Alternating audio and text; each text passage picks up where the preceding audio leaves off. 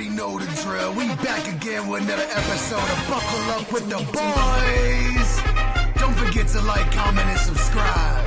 So strap on your seatbelts, cause it's all pedal to the metal from here. And without further ado, your amazing host, Drew, Billy.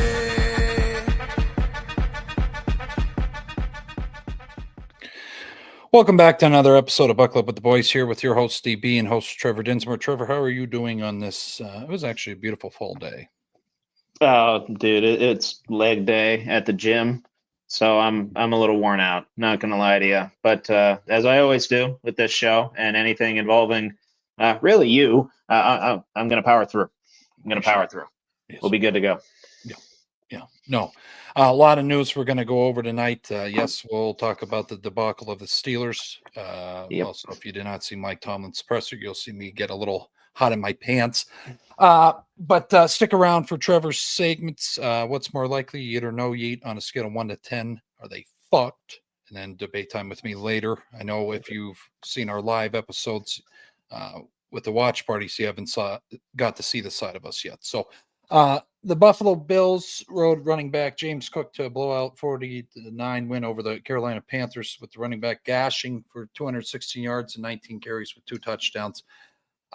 Really, Trevor, feelings on the Bills, I think, are back after whatever hiatus they were on. Josh, still a little shaky in the pocket, but feelings on what's going on here. Pay that man his money. Yeah. Pay that man his money. Mr. James Cook, like you said, 216, 2 touchdowns. I think he had some receiving yards in there as well. Yep. Actually, no, he did not. He did not. Just the 216. 216 rushing, 2 touchdowns. But yeah. I mean, they wanted a get-back game, right? They got one against a Bryce Young-less Carolina Panthers team.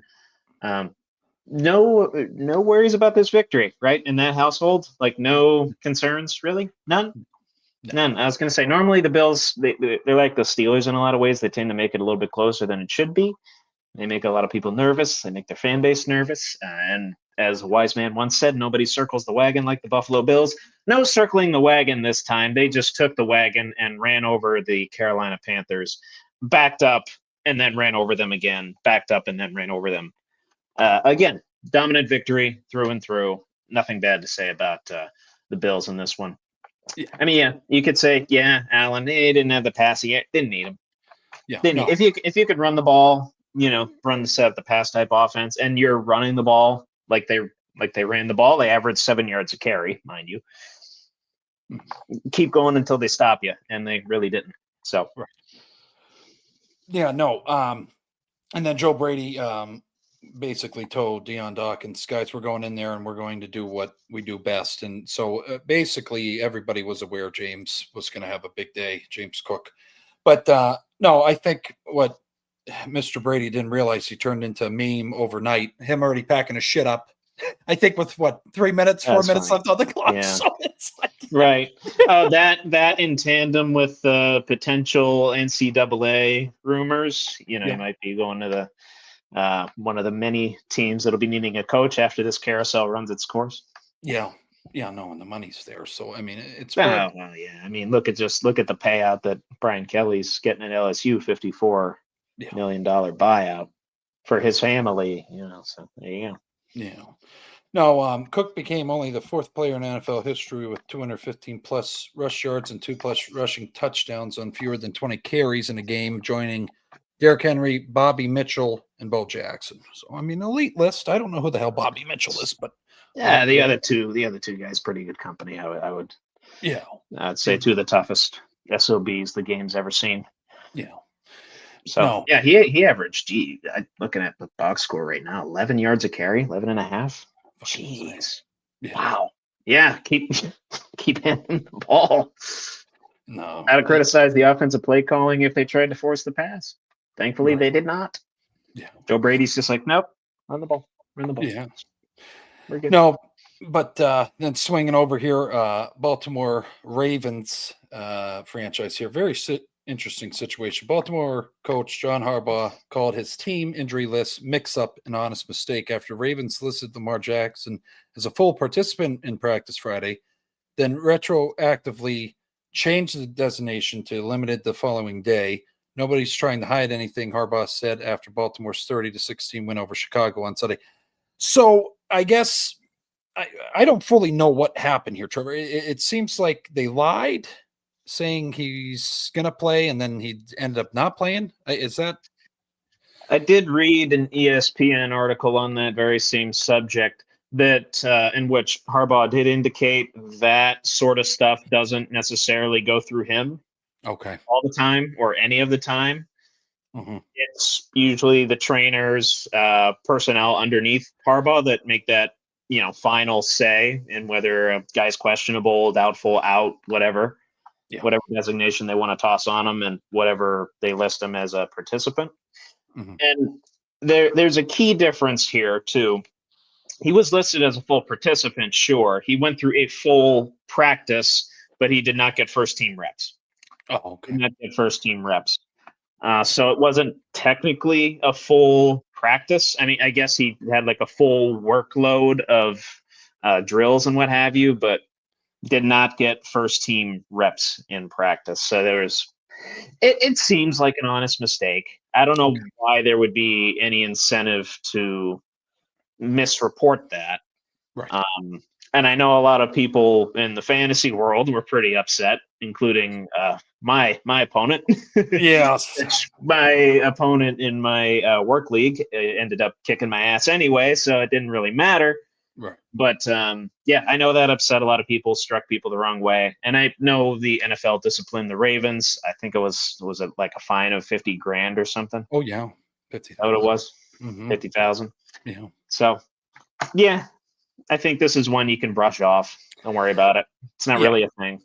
Yeah, I saw it. I'm like, oh, I get to talk shit. No, actually, I don't think they meant to. Yeah, Harbaugh, he just gives me that sense. He tries to. I get that. Sly shit. I get that, and I know. I put them.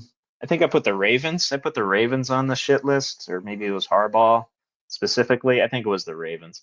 Yeah. Yeah, I did put the Ravens on the shit list for that, just because of the mistake. But obviously, don't let it happen again.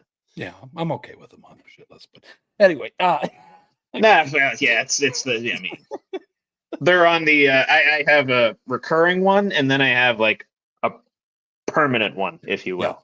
Yeah. Ravens are on. They're on both now, technically. Yeah. Right. No, but no, swinging over here, pretty interesting. Not interesting. Devastating injury here. Saw that live. Giants running back Cam Scatterbo suffered a dislocated ankle in the second quarter of the team's 38-20 loss to the Eagles and will undergo surgery. Well, he went. Jesus Christ. He underwent surgery Sunday night at a local Philadelphia hospital, the team announced. I forget the security guy's name. What the fuck's his name? Oh, Big Don. Big Don. He brought pizza and Philly steaks over to the hospital room of Scatterbo out of the kindness of his heart.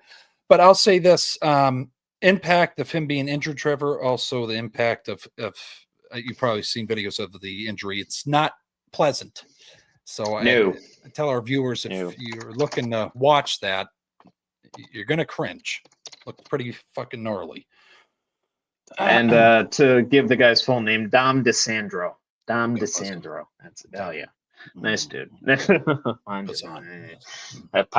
Yeah, that's a Paisan and a half. What was the question? Sorry, I got focused on the Paisan. I guess the devastation of him being hurt and also the, I guess, injury, the look of it did not look good. Yeah, no. It was ultimately labeled, at least on Sunday when I was looking at the injury report, was labeled a dislocated ankle. I don't know how something wasn't broken or torn, or it was sideways. It was sideways. Kind of got full. Yeah. It got folded up underneath the Philadelphia Eagles player, who I cannot remember at this point in time. Yeah. Nothing intentional about it, I don't believe, and just one of those unfortunate accidents that happens on a football field when you're playing a full contact sport. Mm-hmm. Mm-hmm. I will say successful surgery for Scatterbo. He's in good spirits, obviously, with the Philly cheesesteak and pizza and the gifts from the Eagles, as well as thanking the doctors. And did outline too in it was an Instagram post or a tweet, some social media, post that he put out there. Something along the lines of God has a plan for me. We'll be back soon. Yeah. So he's in good spirits at the very least. As far as how devastating it is for the Giants organization, I mean, you already lost Neighbors for the year, and now you lose another spark plug, another one of your rookie spark plugs in Cam Scadaboo, one of the league's premier rushers right now. Honestly, one of the league's premier producers at the running back position, both in a fantasy sense and in an actual on-field football sense. So where do the Giants go from here at running back? I guess they got Tyrone Tracy still. So I think they'll be okay. But, I mean, we all saw the social media posts with him and with Jackson Dart and how those two, just the chemistry that those guys had and how much Scadaboo gave to the game, how much spark that he gave to the Giants personnel, to the Giants coaching staff. It's a huge blow. It's a huge blow. And, of course, wishing Cam all the best in his recovery. Hope to see him back on a football field at full strength and with his very soon. Yeah. No, he's nuts, man. I love him. Yes. Yeah. People make comments about.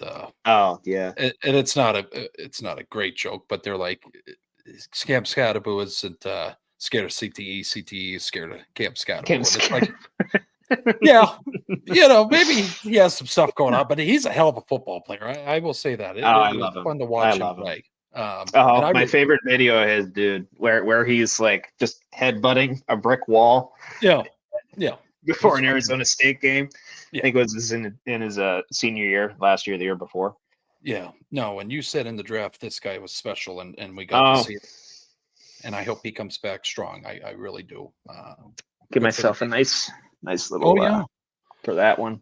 I told you, man. Yeah. Steelers should have got him. They should have. He's special. Should have got him.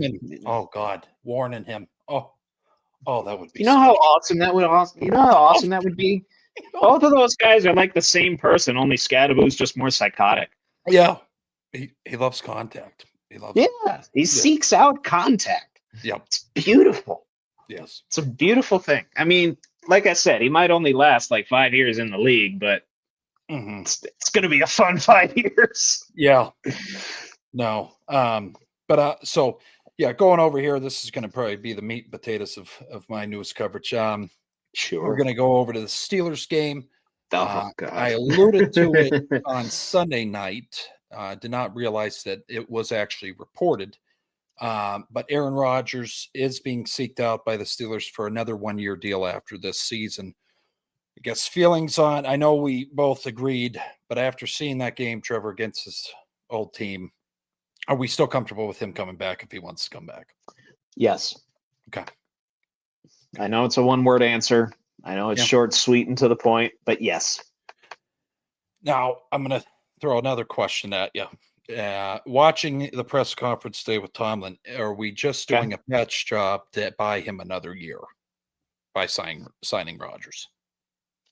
I think you're giving the club assurance of who's going to be at the helm next year, because we haven't really had that assurance for the last several seasons. It's been a quarterback battle. And then, of course, these last couple of years, it's been a very much plug and play situation with Russ and Fields. And even before that, Pickett and Trubisky. Like, we haven't really known who our leader is going into a season since Ben retired.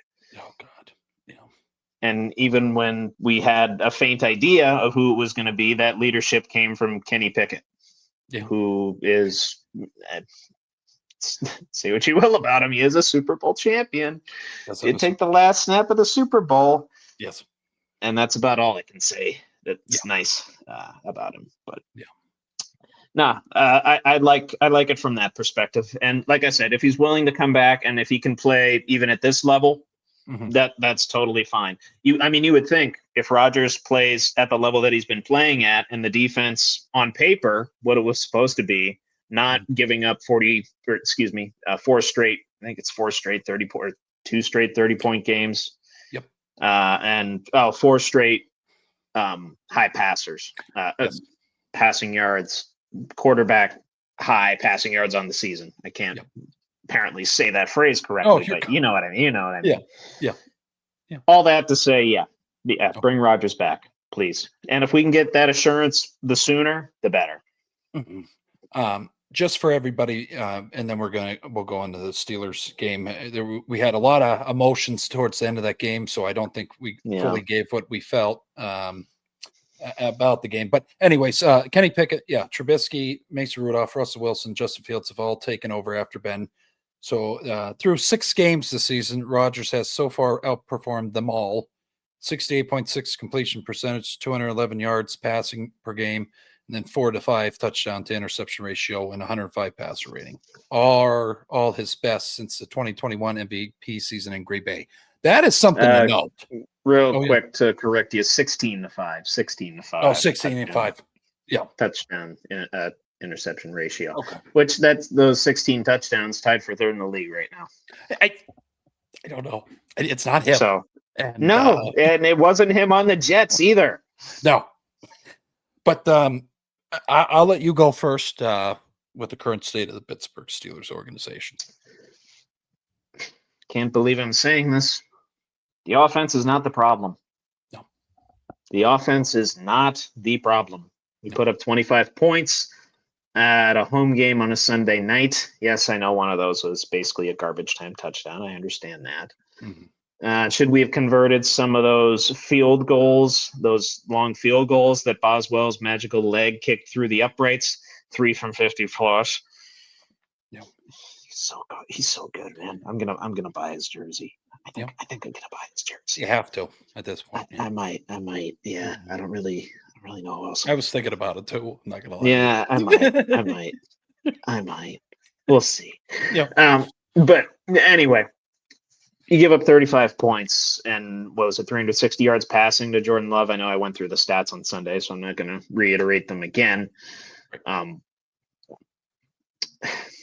It's just his defense, man. The game planning on the defense. We were even pointing it out as fans. When fans are pointing out that you aren't adjusting at all throughout the game, I mean, that's what halftime's for. That's what those 15 minutes are for. I mean, people talk about the guys like Bill Belichick, Bill Parcells, Bill Cowher even being halftime maestros, right?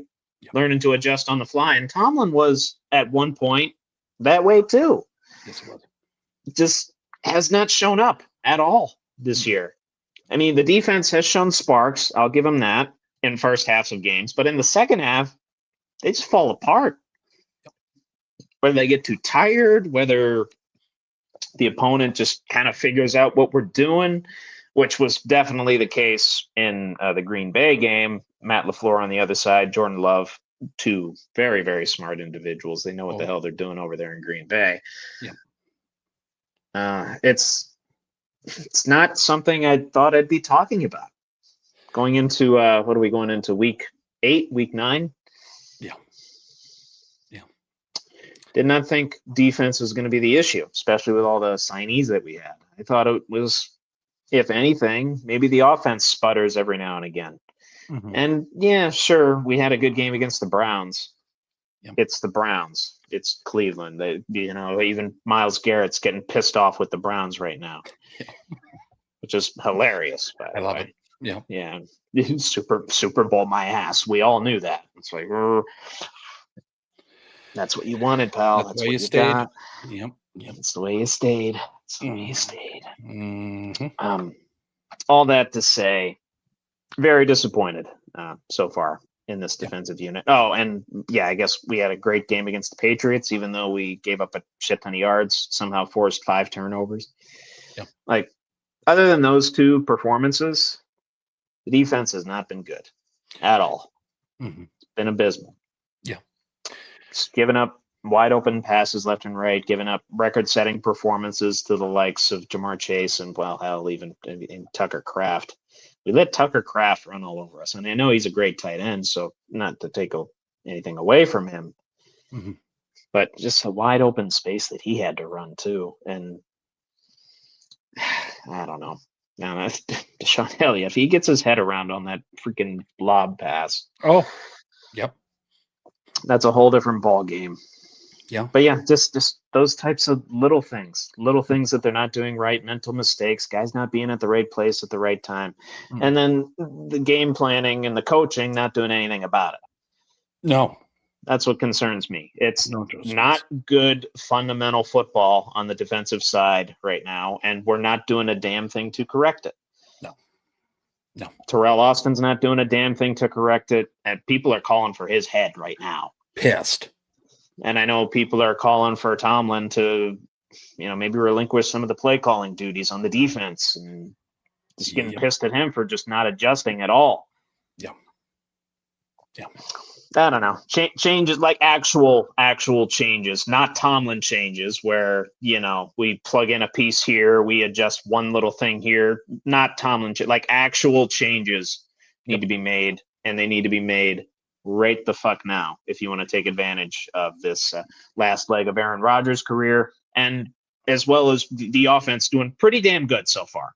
Comparison to, middle of the pack overall, but you have on paper, you have the best defense in the NFL.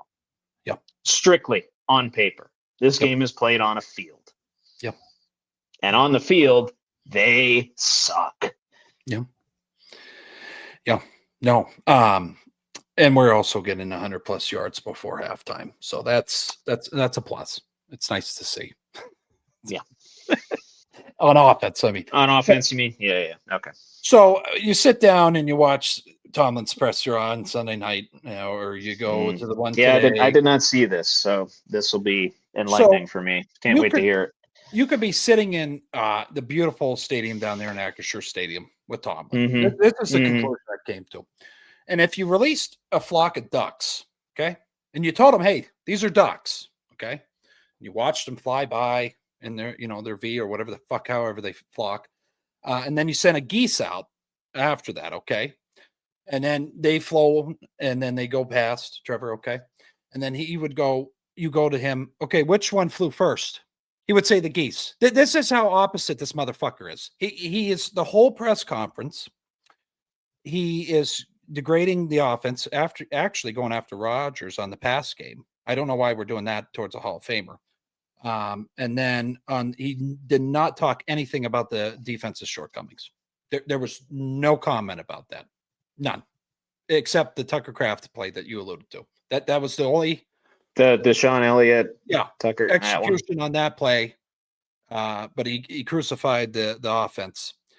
I don't fucking know.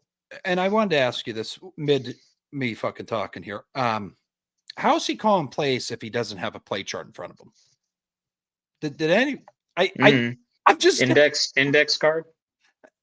I know when they show him, you never see him with nothing in his hands. So I'm like, okay, is this just cover 2 or whatever fucking code they have for that? Because he's just throwing shit out there.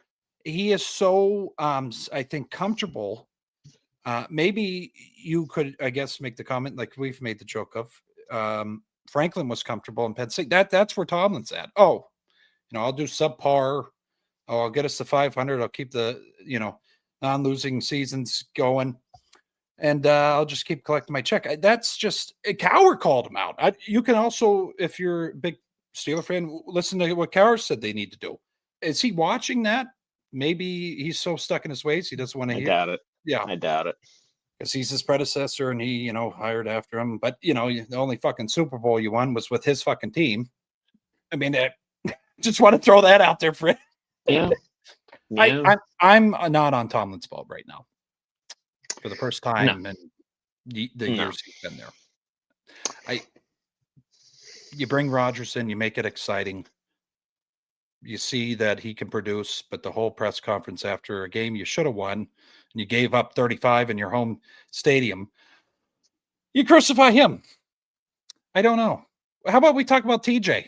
You just gave him that fucking major deal. Dude, the guy only had, 4 pressures, 2 assisted tackles? But I don't know. I'm done. That's all I wanted to say. Yeah, a lot of people are getting more and more out on Tomlin as we go along. Yeah. And I get it, because this is, on paper, like I said, the most talented defense that we've ever had. Yep. Well, I shouldn't say ever had under his tenure. This is the most talented defense on paper that we've had in a while. Mm-hmm. Forget the ever part. Obviously, there's been a lot of great Steeler defenses. Right. And just wasting them. Yeah. We're just wasting them. I mean, if you told me this season coming into it that we'd be scoring 25 points a game, yeah, I'm like, are we going to win like 12 games? Are we going to like run away with the division? We're going to be chilling. Mm-hmm. I mean, yeah, we're winning the division, sure, but we just lost 2 games, giving up 33 and 35 points, games in which we scored 31 and 25. Yeah. If the Steelers offense is scoring 25 and 31 points week to week, they should be winning ball games. Yep. This is not the fabled Steelers defense of old. No. This is a defense that is absolutely wasting its talent. Yep. Is not prepared to adjust on the fly at all.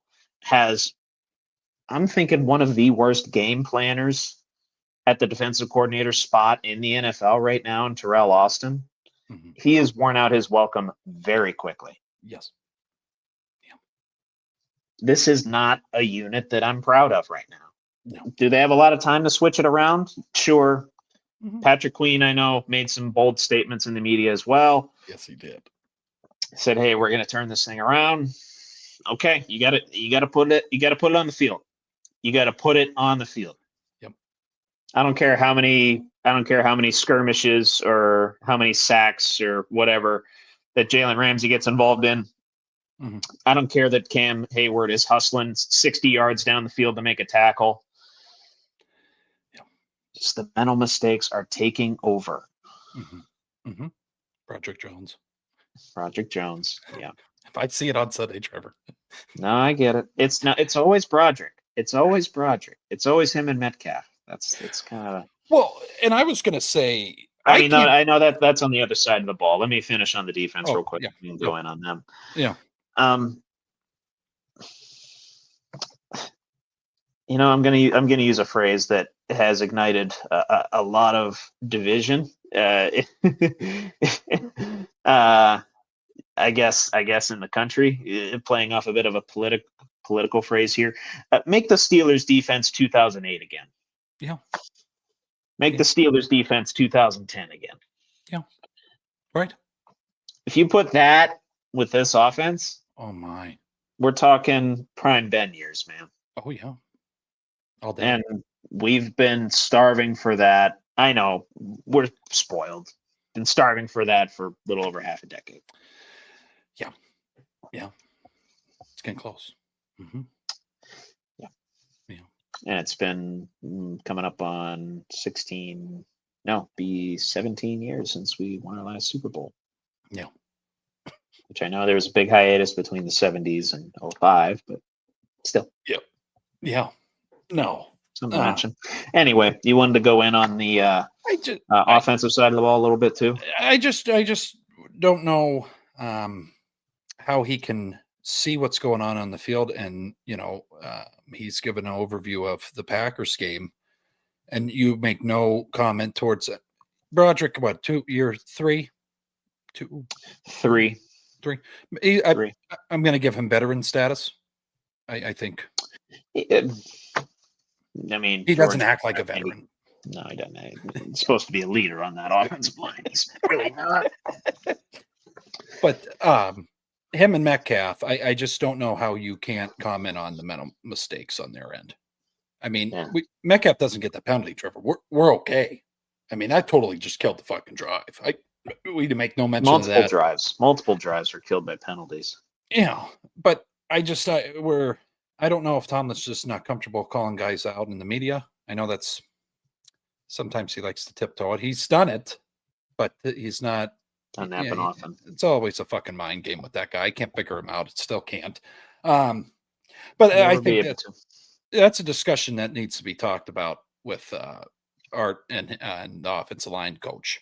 Okay, Broderick's fucking up. We need to put the foot down on him, and if he doesn't want to shut his fucking mouth, then put Anderson in. If Isaac, I always fuck up his name, Isaac Seumalo.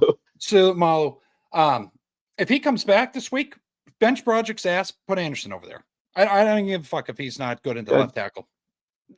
If he can't shut the fuck up. I was going to say Anderson's more of an interior guy, but yeah.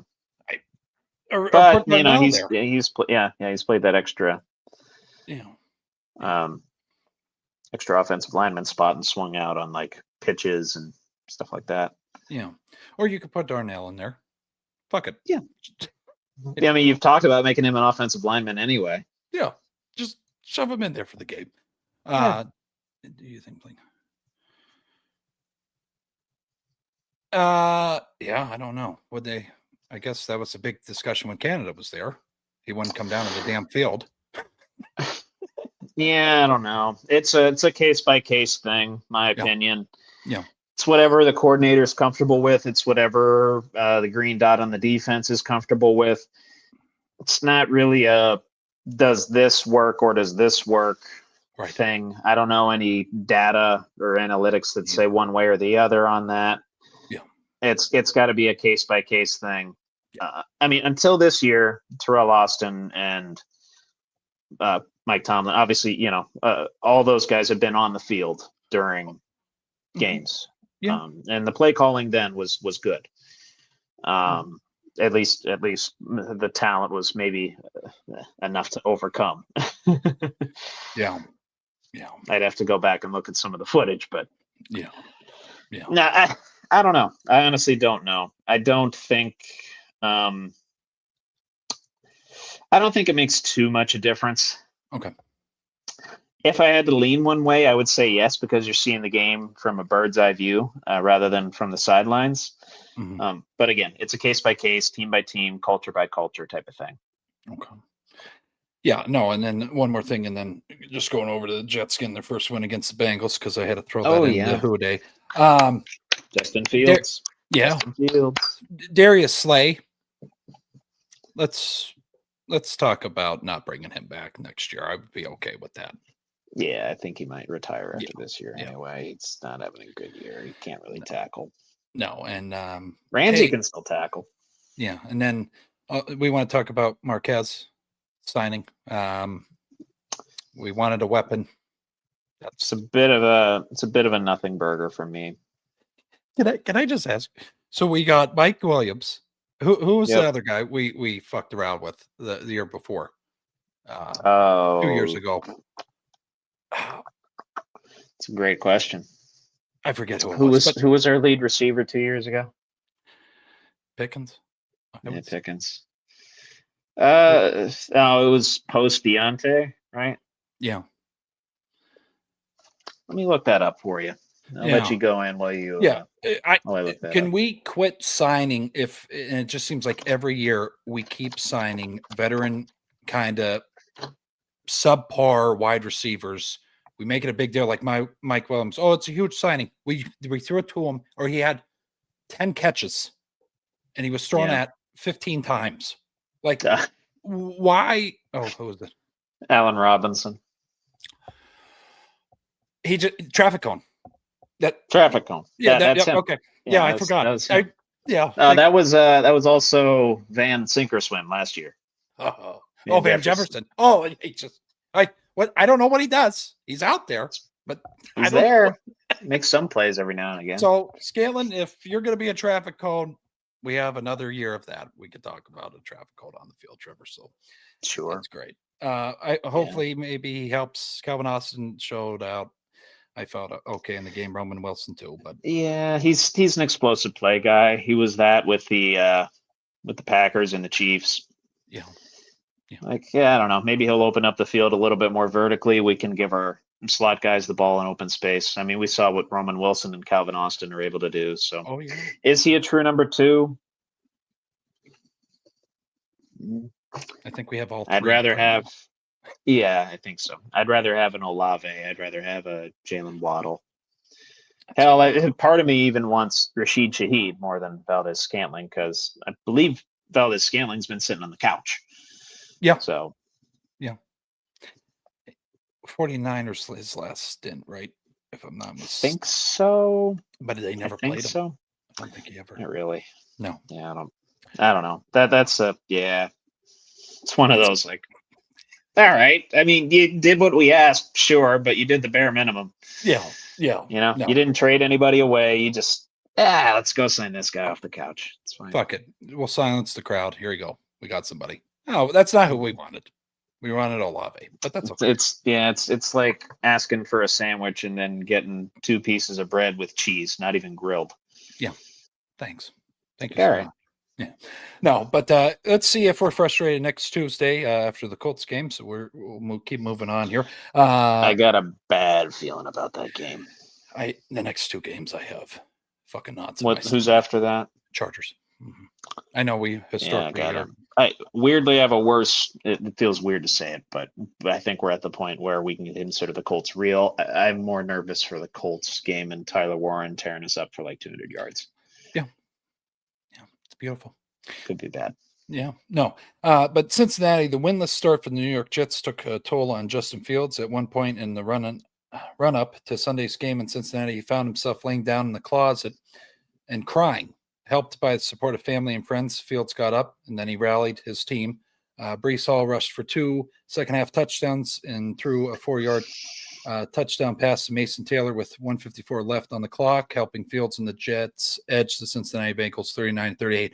Watched his presser, Trevor, after the game. He got very intimate with the reporters. Feelings on he was an ex-Steeler. I have feelings towards all those guys. Some I don't really care for, but Fields I have no ill will towards. To see him get his first win leading the charge, how do you feel on that? Good for him, man. Yeah, good for him. He absolutely deserves it. Yeah. And I know people are giving him a lot of crap this year. Yeah. First for leaving the Steelers, and then obviously some of his performances have not been the greatest, but you go and perform behind that Jets offensive line. Actually, you know what? You go and perform for the Jets. The coaching even, Yeah. Go and perform for the Jets. Good freaking luck. He wanted to go somewhere where he was going to be a starter and make an impact. He did that on Sunday against the Bengals, handed them a loss, which much benefit to the Steelers, maintained our what is a 1.5 game lead right now in the division, something like that. I know it's only 4-3. Not the vaunted AFC North anymore, but I'm proud for him. Very, very proud for him.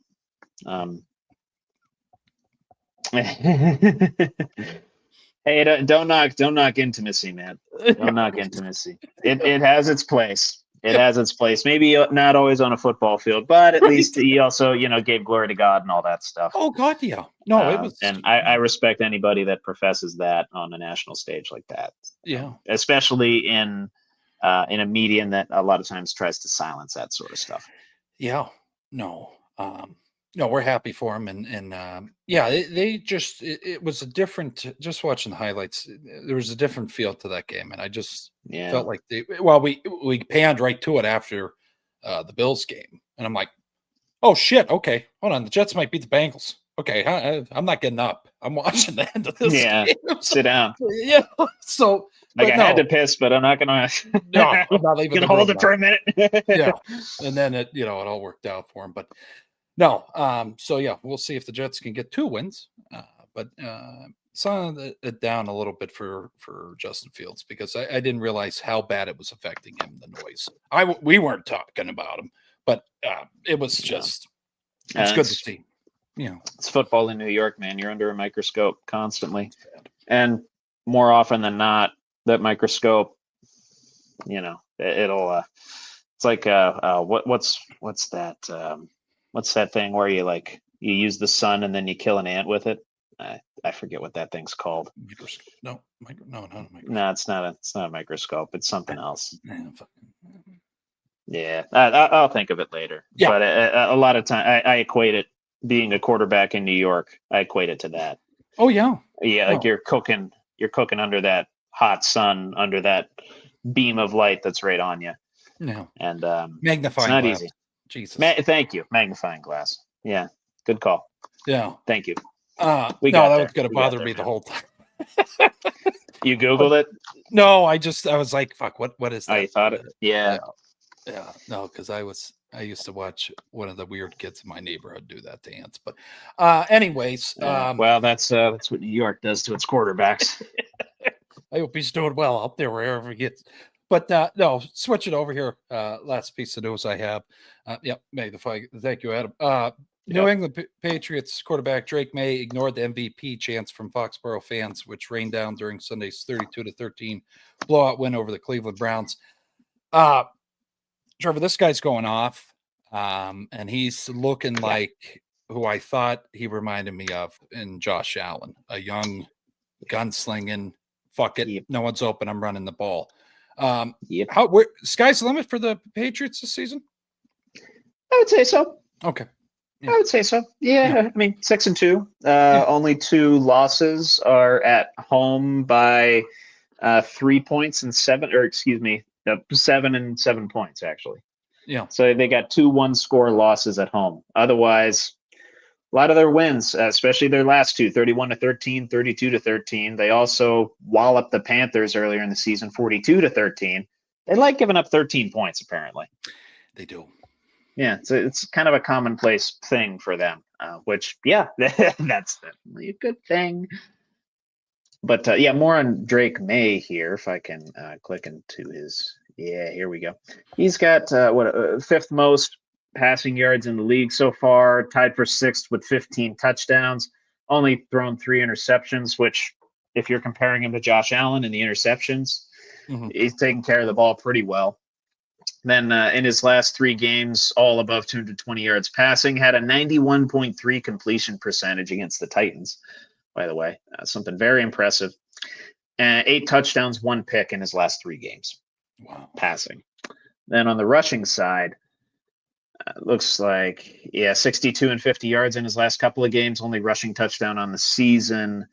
Looks like it was against Carolina. So he's tearing it up. Yeah. He's tearing it up, man.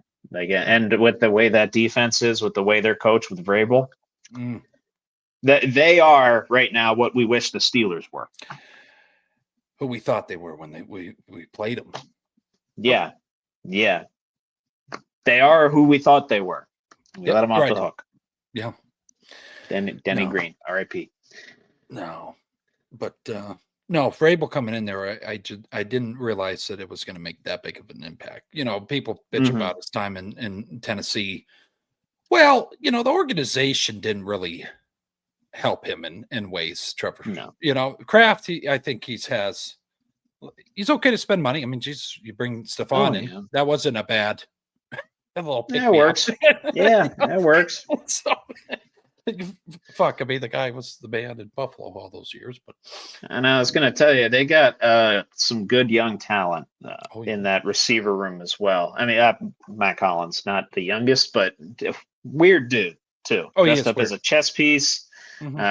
Always walks into the stadium barefoot. I don't know. He still had 7 receptions, 89 yards, and then big standout for them this year, Kayshon Boutte.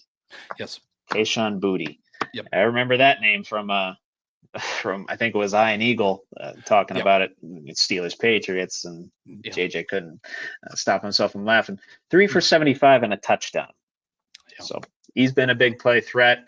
Stevenson's been taking care of the ball. Travion Henderson seemingly coming along in the rush game. Yeah. These Patriots are looking like the Patriots of old. Oh, yeah. And by old, I mean like 6 years ago.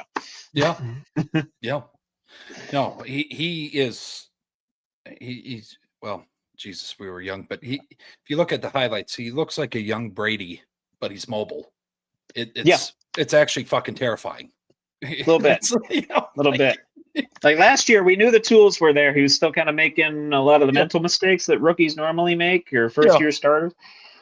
Now he's eliminating those mental mistakes while still harnessing his talent and leveraging that for his offense. Yeah. Scary. And I know dominant victory over the Browns is a dominant victory over the Browns.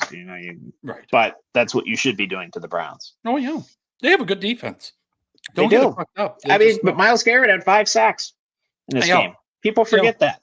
Yeah. People forget that. No other team that had a guy with 5 sacks had ever lost by more than 3 points. Right. Browns lost by 19. They lost by 3 scores. Yeah. No, it's nuts, man. It's nuts. Yeah. And then, of course, you got Hunter Henry as well, having a nice little resurgent season. I believe he's the 8th ranked fantasy tight end right now. had another touchdown on Sunday, saved his fantasy performance there. Diggs with another touchdown as well. Yeah. Then, of course, the defense not giving up a whole heck of a lot, which, I mean, yeah, you have Dylan Gabriel playing quarterback, but they still only gave up 68 rush yards with the likes of Quinshon Judkins and Dylan Sampson on the other side. Yeah. Good shit. Yeah, but no, that's all I had for news this week. I'll be back later with debate time, and we'll go over to Trevor's news and segments. Sounds good, Bill. We're going to jump right into what's more likely. I kind of kept the segments shorter and sweeter this week in light of the watch along we did on Sunday. Yeah, I'm not gonna lie to you. Yeah, I was tired. I'm still a little tired. Yeah. But like I said, I'll try and keep it short and sweet so we can get our 8 hours and we can get on with our week. But what's more likely coming up? Yep. Oh, yep.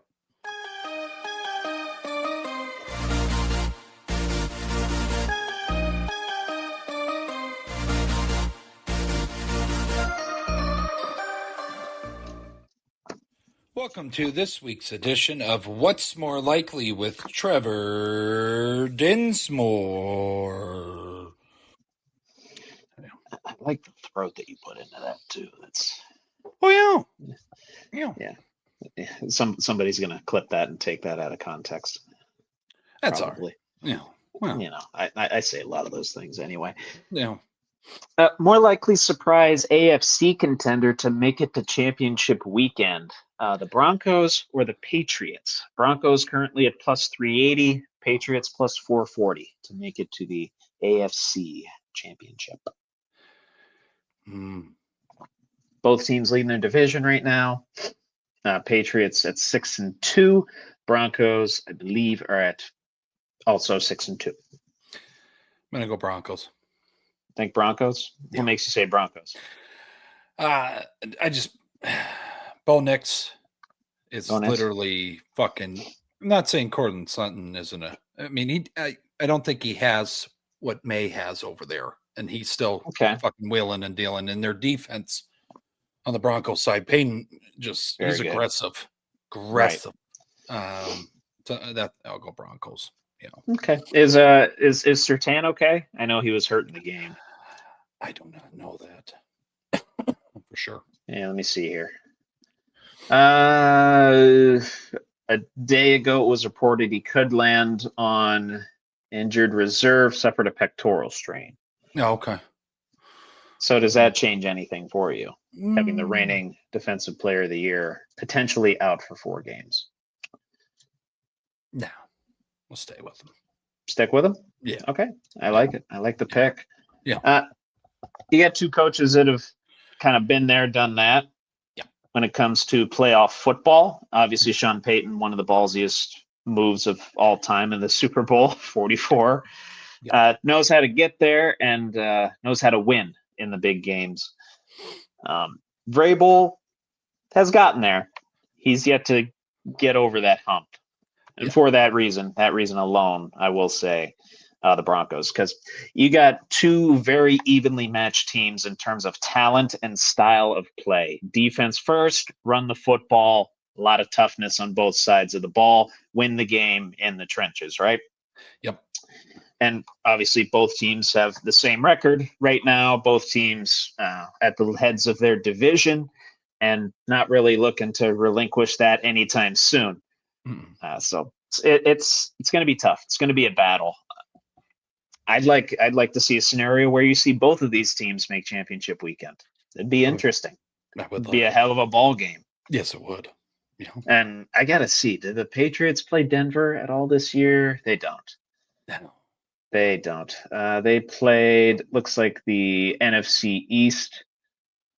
A little bit of, AFC West. Okay. Or wait. Did they already play them this year? Hang on. Browns. Oh no. Nope. No. A little bit of the AFC West, just the Raiders, I think. Okay. Interesting. Be a hell of a Monday night game. Yeah. Oh. Yeah. And yeah, I know you got the Bills and the Chiefs breathing down their respective necks. Yes. It's going to be fun. It's going to be fun. Denver also has the Chargers to deal with, so Yep. you could also make an argument that they'll be more battle tested headed into it.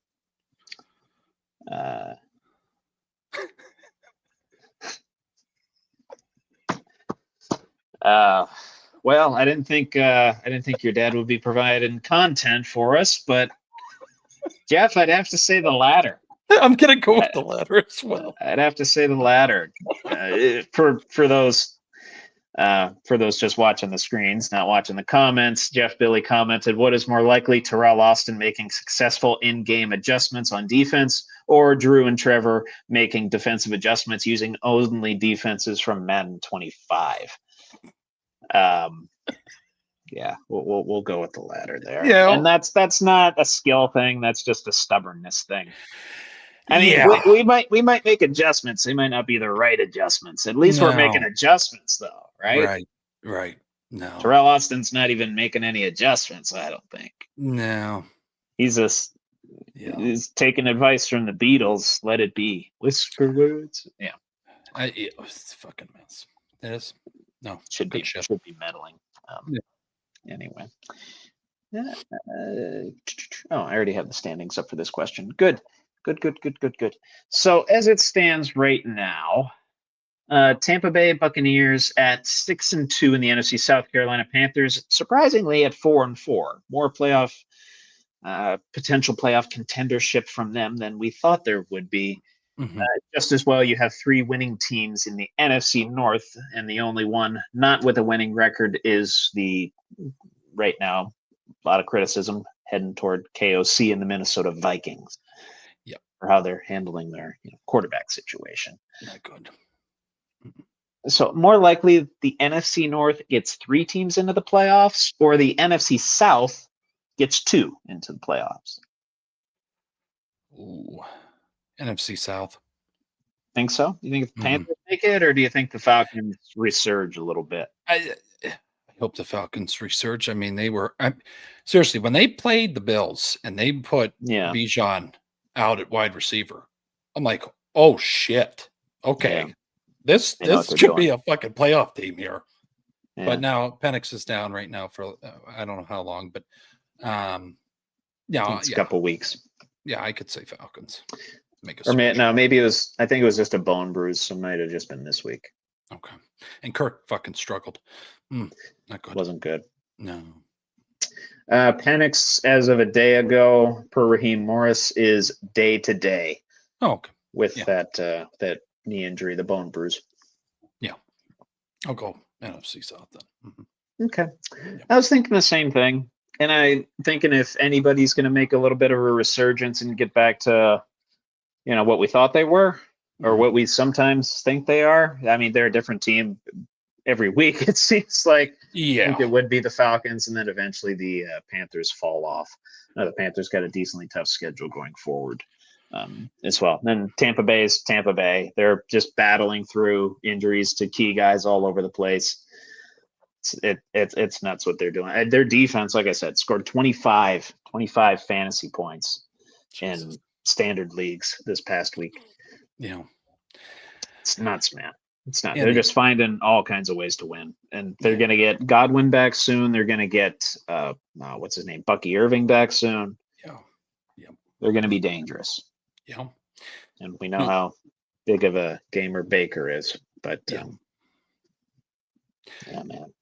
Andy Dalton needs to retire. I agree. That I was go become a coach. Go become a coach. Oh, he could do it. Yeah, I think he could. You got that up there, or do the Matt Ryan thing, go be an analyst, The Red Rocket, buddy, just was not rocketing on Sunday. Sad. Big time. One more before we talk about the NCAA coaching carousel. But as it stands right now, we have 3 1-7 teams in the NFL: the Jets, the Titans, and the Saints. Which of those 3 do you think makes the playoffs first? Obviously not this year, in years going forward. Who has the best chance of making a playoff team in the near future? Jets. Think it's the Jets? Why do you say the Jets? Well, we got the Saints now. They're starting Tyler Shuck. Yeah. It's a fucking mess down there. All right. Never believed in It's not Rattler. good. No offense. Hey, you made No. it, buddy. Good for you. I'm just a guy that watches on the couch. And then the Titans. I go back to I think it's the AJ Brown trade curse. Ever Might since be. then, Yeah. just a fucking mess. So you're just strictly process of elimination. Yep. Yeah. Just Jets by default.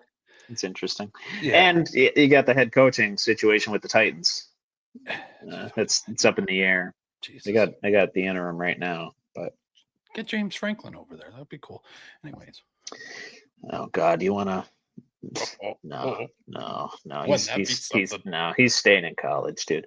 I mean, there is a certain college head coach that is potentially eyeing up that job. We're going to talk about that later in the program. Yep. I don't know. I was thinking the Titans, just because of Cam Ward. We see the potential that he has, and the defense shows spurts of being good. I don't know. Between those, I'll say the Titans. And I'll be nice. Yeah. I believe in Cam. I do. Yeah. I mean, a quarterback by himself can't lead you to the promised land. But he shows the most potential of getting his franchise forward. Of those three, and most important position in football. If you get that right, then you're sitting pretty. Yeah. You got to get a better number one. Calvin Ridley cannot be a number one. Well, that's where receiving careers go to die, is in Tennessee. Cam will answer that question in between segments. Oh yeah. Yeah. Real quick on the NCAA coaching carousel, Brian Kelly, the latest in what I assume is going to be a long line of head coaches fired from their jobs at the Division I level. And now there's a lot coming out about how much of a dick that guy is. Needless to say, told you so. Told you so. Notre Dame got rid of him at the right time, man. And I will say, did have a friend message me on Instagram today. I sent him a nice little post of a testimonial from a certain LSU player who was unfortunately held back from being on the team due to injury. Did all the rehab and did everything right, but never really heard from Brian Kelly. Basically said if you're not performing for him and not, doing well on the field and not making him money, you don't really matter to him, which is, that's a pretty dark thing to say, I would say. Fucking asshole. I'll try and dig up that name at some point throughout the show here. But did want to ask, most likely NCAA head coach to keep their job going into 2026. Luke Fickell at Wisconsin. Bill Belichick at University of North Carolina. Shane Beamer at South Carolina. Mike Norvell at Florida State, or Hugh Freeze at Auburn. I'm going to say Bill. Say Bill? Yeah. Why do you say Bill? I just you made a little reaction when I said Bill Belichick. You're like, yeah. You think he's just going to I don't know, just push it on the administration that I want to stay? I don't think they want to be. I don't think if he ever does leave, I don't think it's going to be on his terms. I don't think North Carolina wants to be the team that fired or school that fired Bill Belichick. And what you got? Lombardi is what's Mike Lombardi? Is it Mike Lombardi? I believe it is Mike. I believe you're. Yeah. Is he like the GM of the football team or something? Because then you lose those two together. They're kind of hand in hand. That's the only reason. Honestly, not sure. Okay. And real quick, the player that I was talking about, player that called Kelly one of the worst humans I've ever been around, quote unquote, former LSU player Matthew Langlois. I think that's how you say it. Okay. But yeah, long story short, with him, suffered an injury that he had to rehab over the long term, and I think it was in an off season as well. Tries to come back onto the team. Brian Kelly pretty much said, "You've been useless to me. We're not letting you back on the team." Mm.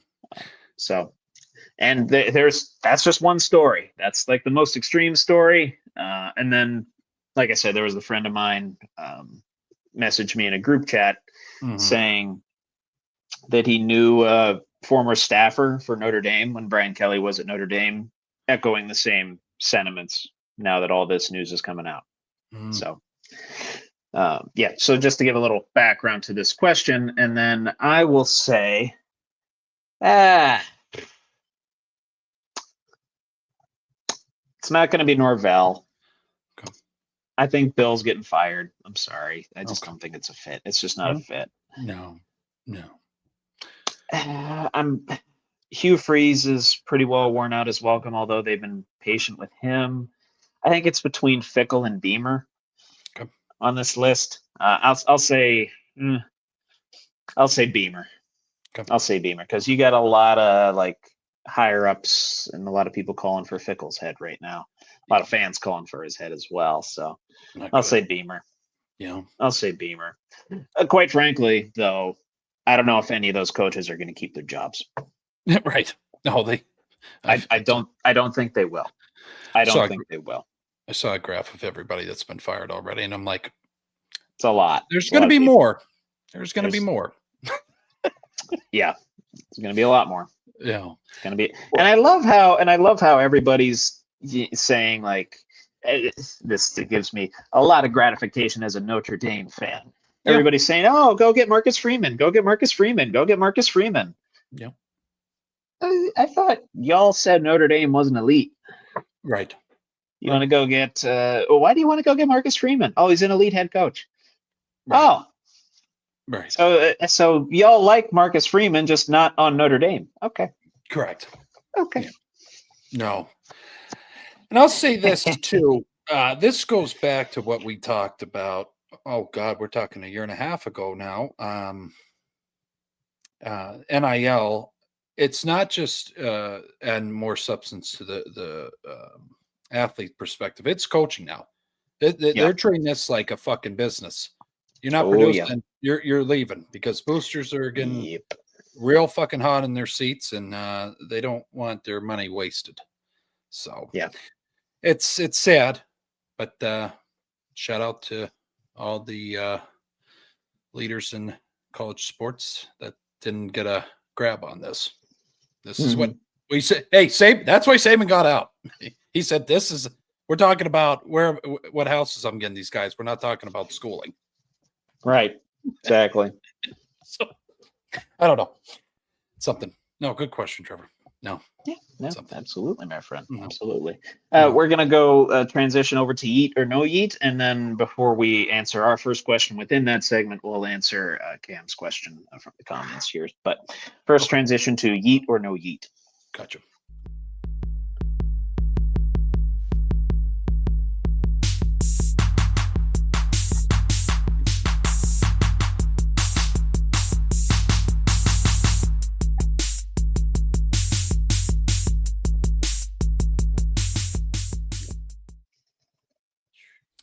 Weighing in at 155 pounds, soaking wet from Pittsburgh, Pennsylvania, in the name of Trevor Dinsmore. Yeet or no yeet? Oh, yeah. I need to do that with I got to practice. It's been 2 weeks. I know. You gotta start watching again, honestly. No. You might want to update that as well. I'm 162 right now. I weighed myself after the gym today. I'm 162. Yeah, it's Balkan season, motherfucker. It is dude. That's what I did today. Like I said, bro. Yep. Leg day. Then I had chicken and rice afterward. Where do you think that went? Fuck yeah! Straight to the thighs. The thighs. There you go. They're gonna be glorious here pretty soon. I hope. Yeah. But real quick, before we get into the yeet or no yeet topics, who's going to be Steelers quarterback next year, Bill? Is it Rodgers? Cam was working. So that's why I didn't catch this. I want another year of this Rodgers experiment. Hopefully we can get a Lombardi. But Will That'd be Howard. nice. Will Howard. Okay. Yep. So yeah, if Rodgers doesn't come back, Will Howard. You good with that? Yep. Okay. I was in agreement. Hoping Rodgers comes back, but we'll see. Yep. We'll see. So, did you catch any baseball last night? So highlights. Went till 1:30 in the morning. Fucking Ohtani. Mm-hmm. Wow. Yeah, man. That was quite the back and forth game, ultimately culminating in an 18th inning solo home run walk-off from Freddie Freeman. And Ohtani is just otherworldly. I don't think he's human. I'm convinced he came here from another planet or was created in a lab somewhere. Hit 2 home runs last night. And even after, staying up until 1:30, 1:40, whatever it was in the morning, he's pitching today. Yeah. He's pitching today, man. I mean, yeah, he's given up a couple runs already. But, Toronto's got some pretty powerful bats. Yes, they do. Yeah. Yeah, so quite the marathon yesterday. People calling it one of the greatest World Series games of our lifetime. So I just wanted to pose this to you. Last night's game 3 between the Dodgers and Blue Jays. Best World Series game this decade, and I would slot it into the top 5 for this century.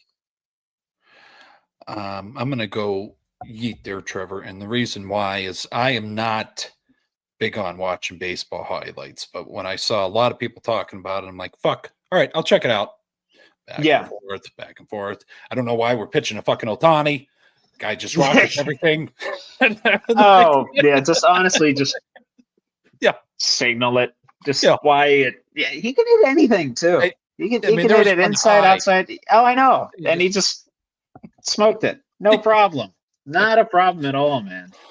I'm going to go Heat as well. I did not watch the full game, but just seeing the highlights in the marathon that this thing was, the back and forth, Blue Jays getting out to an early lead, and then the Dodgers slowly inching their way back, forcing extra innings, and it going until the 18th inning. And just the sheer drama of everything, too. And Kershaw coming in a bases loaded situation. It got nuts. Very nuts.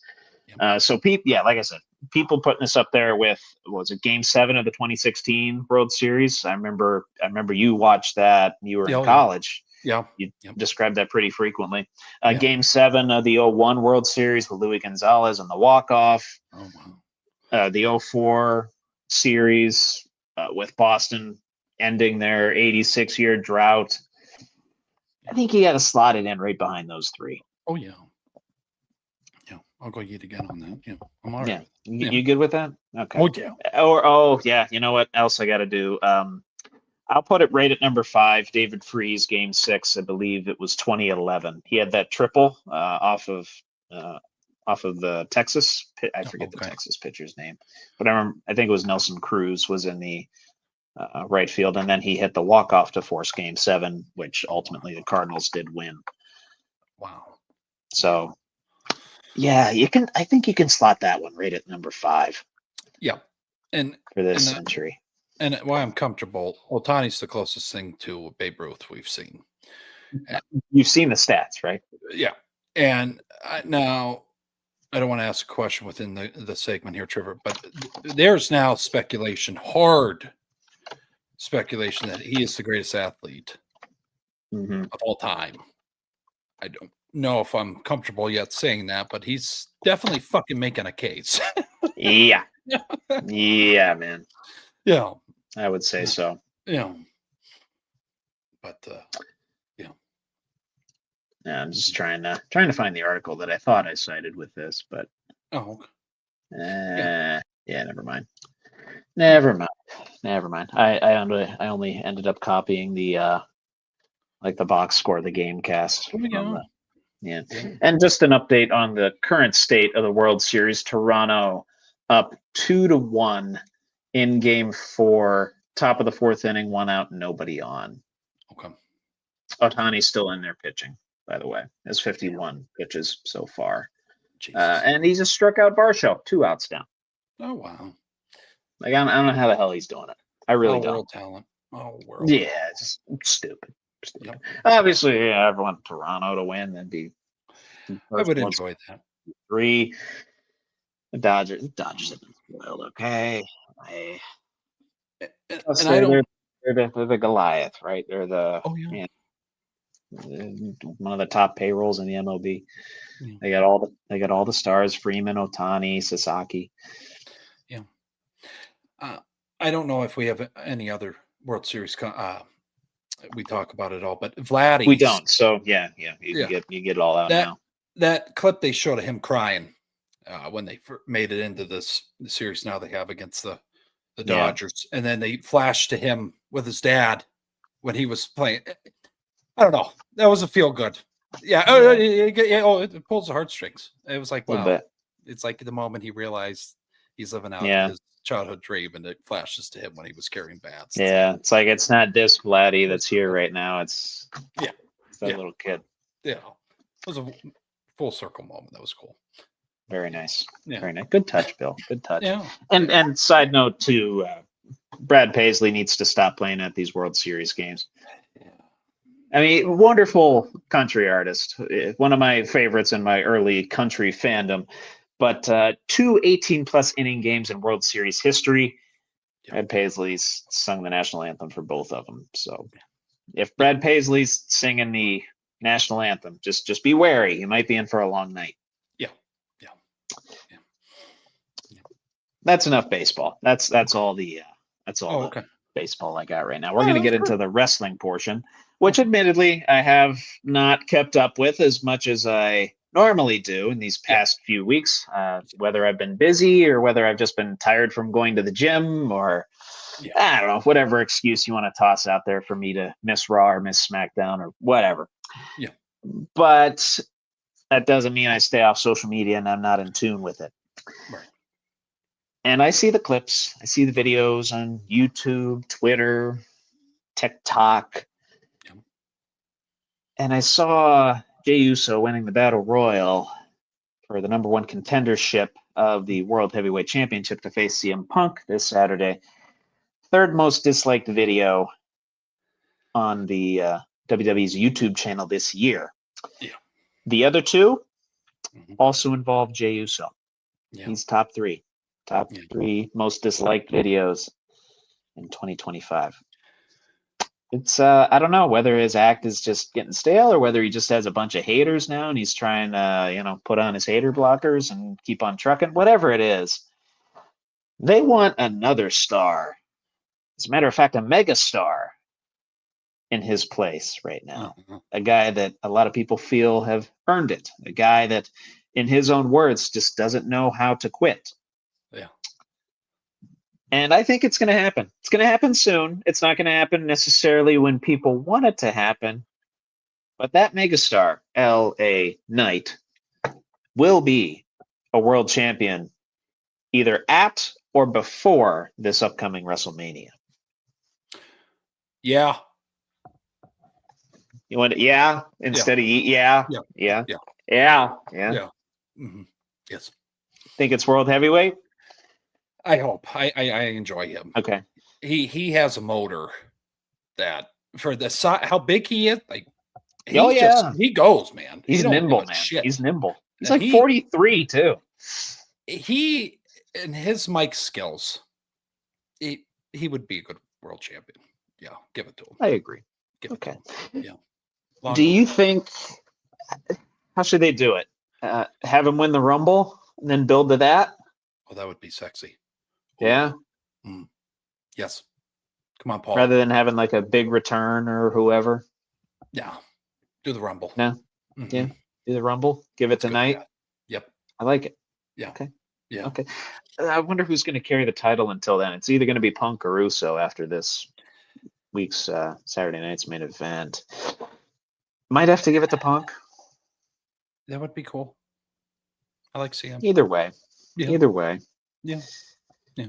Give it the night at some point, though. It's like I agree, man. I agree. I feel if they give it to Jey Uso, like we're going to really start to see the fans turn on him a little bit. Oh, yeah. which I don't know if you watched Raw last night. It took a little bit longer than normal to get those yeet chants going.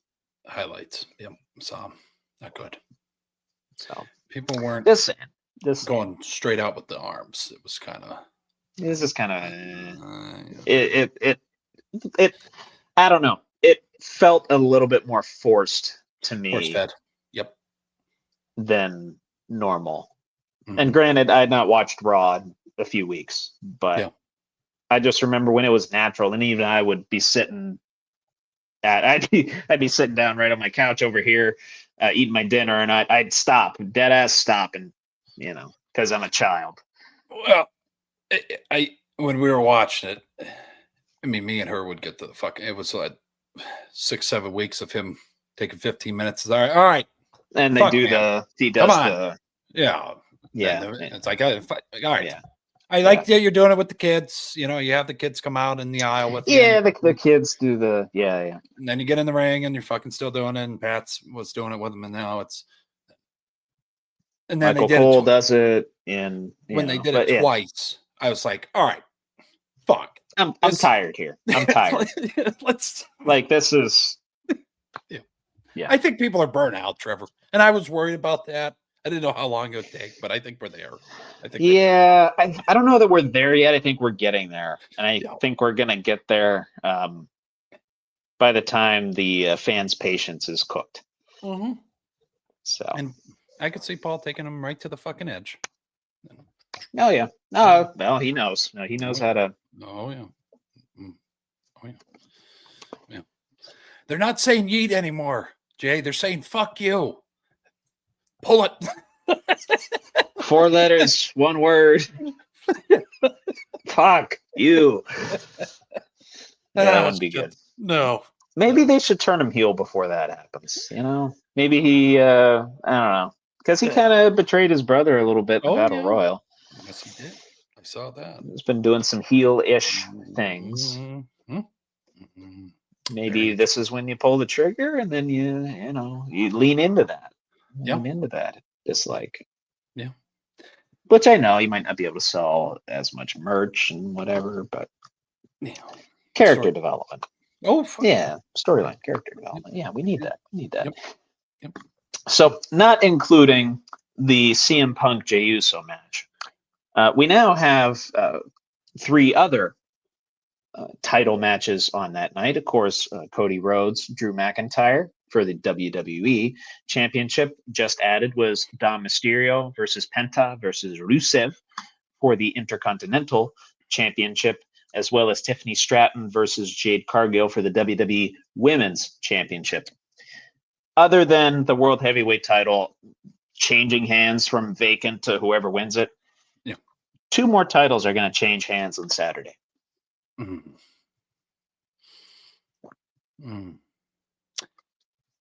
I'll go yeet. I'm okay. Seemed like a reluctant one. Yeah,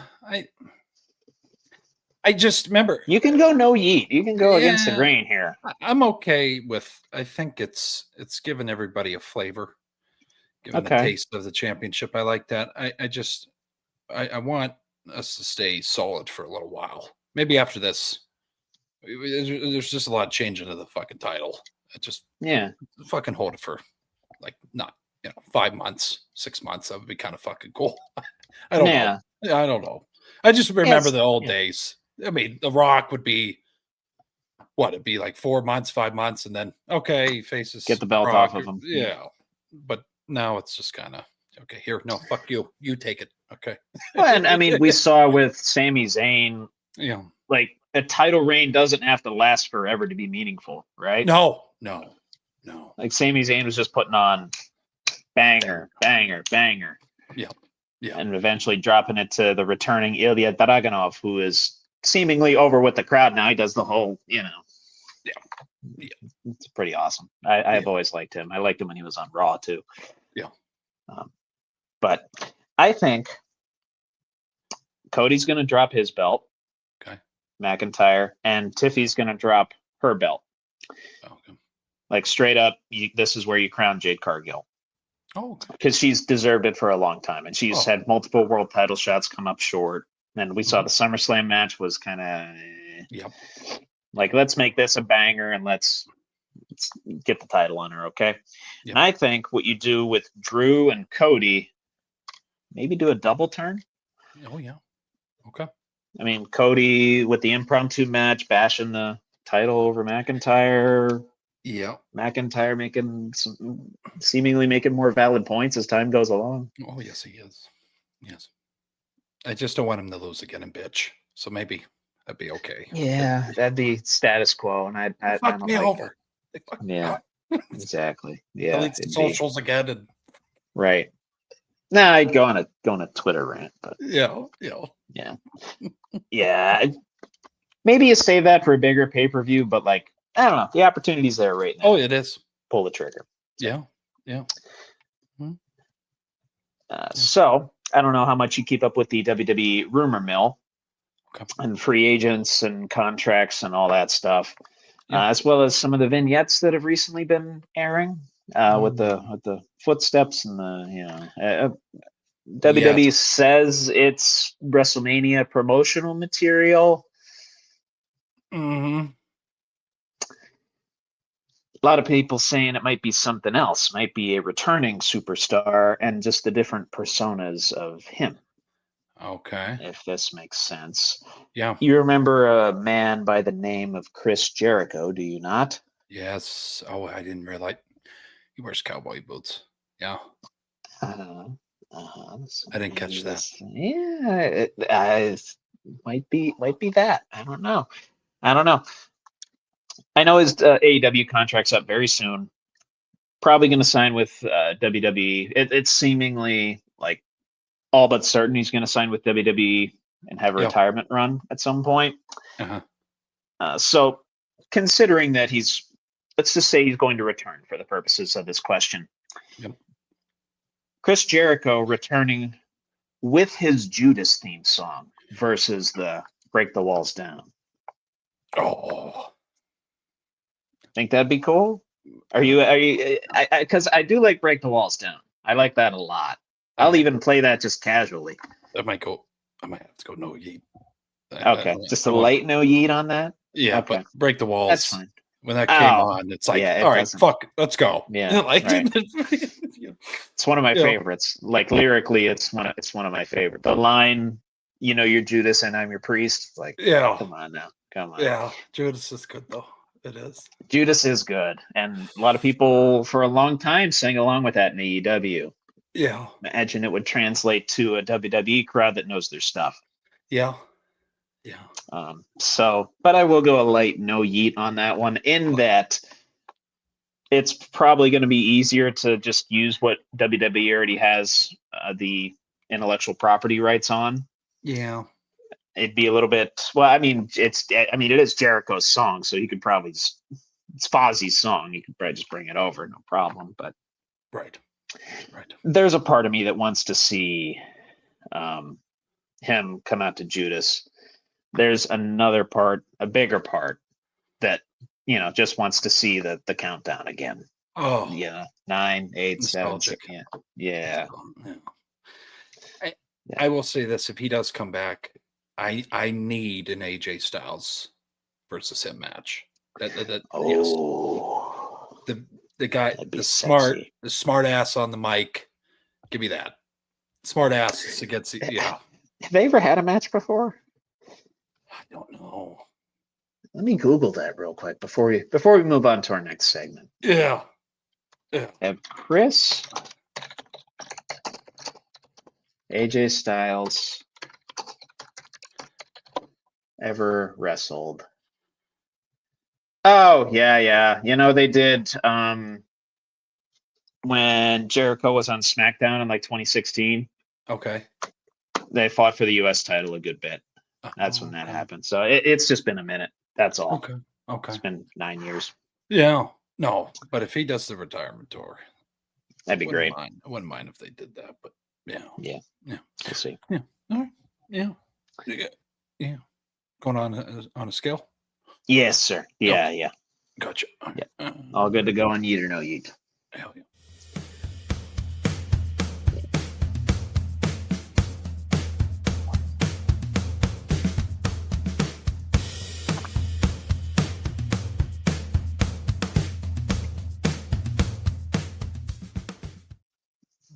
This week's edition of On a Scale of 1 to 10, Are They Fucked? How fucked are they? With Trevor Dinsmore. Gracias, mi hermano. That is, again, easily the favorite drop. Oh, I like easily. it. Yeah, You really got into recording that one, and I respect it. Yeah. I feel like this is the 10th one. It is. This is the one where we kind of fly off the handle. Yeah.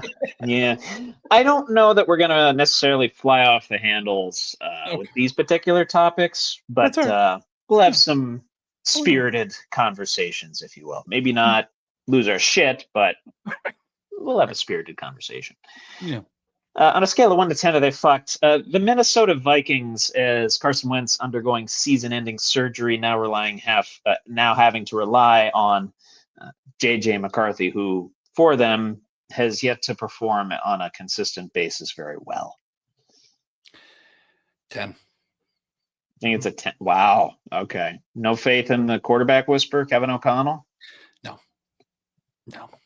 I have faith in the defense. Right? Faith in faith in the defense. They should have never let Kirk leave. It's a bold statement. Yeah. I think it ruined Kirk, and I think it ruined that organization. And they went for youth, and this guy cannot hit a fucking side of a barn with a football. Yeah. Right. So I'm gonna go 10. Carson is the only quarterback I've ever seen get 2 sprained ankles on the same play, but and then still have to play. Yeah, essentially. Yeah. It's basically what happened. Yeah. In their last game. Yeah. I'll go. I was going to say an 8. I'll be nice. Maybe McCarthy comes along in his development a little bit. You got 2 pretty good backs in Jordan Mason. And Aaron Jones, good receiving core, Hawkinson, Jefferson, Addison, and the like. So you got good pieces around McCarthy that he could have some success, and you have a defense where you could potentially get away with being a little bit middling on the offense. Steelers-esque the last several seasons. Yeah. But definitely a cause for concern, and a cause for concern at how they manage that quarterback situation. Yeah. Excuse me, that quarterback situation as well. Yeah. And I know I just got done saying, quarterback, most important position on the field. Yeah, they might not have that figured out. They have a lot of other stuff figured out that could potentially compensate. Yeah. No, I agree. It's a fucking mess. It is. So I mentioned earlier, in the context of the 1-7 teams, who's going to be first making the playoffs.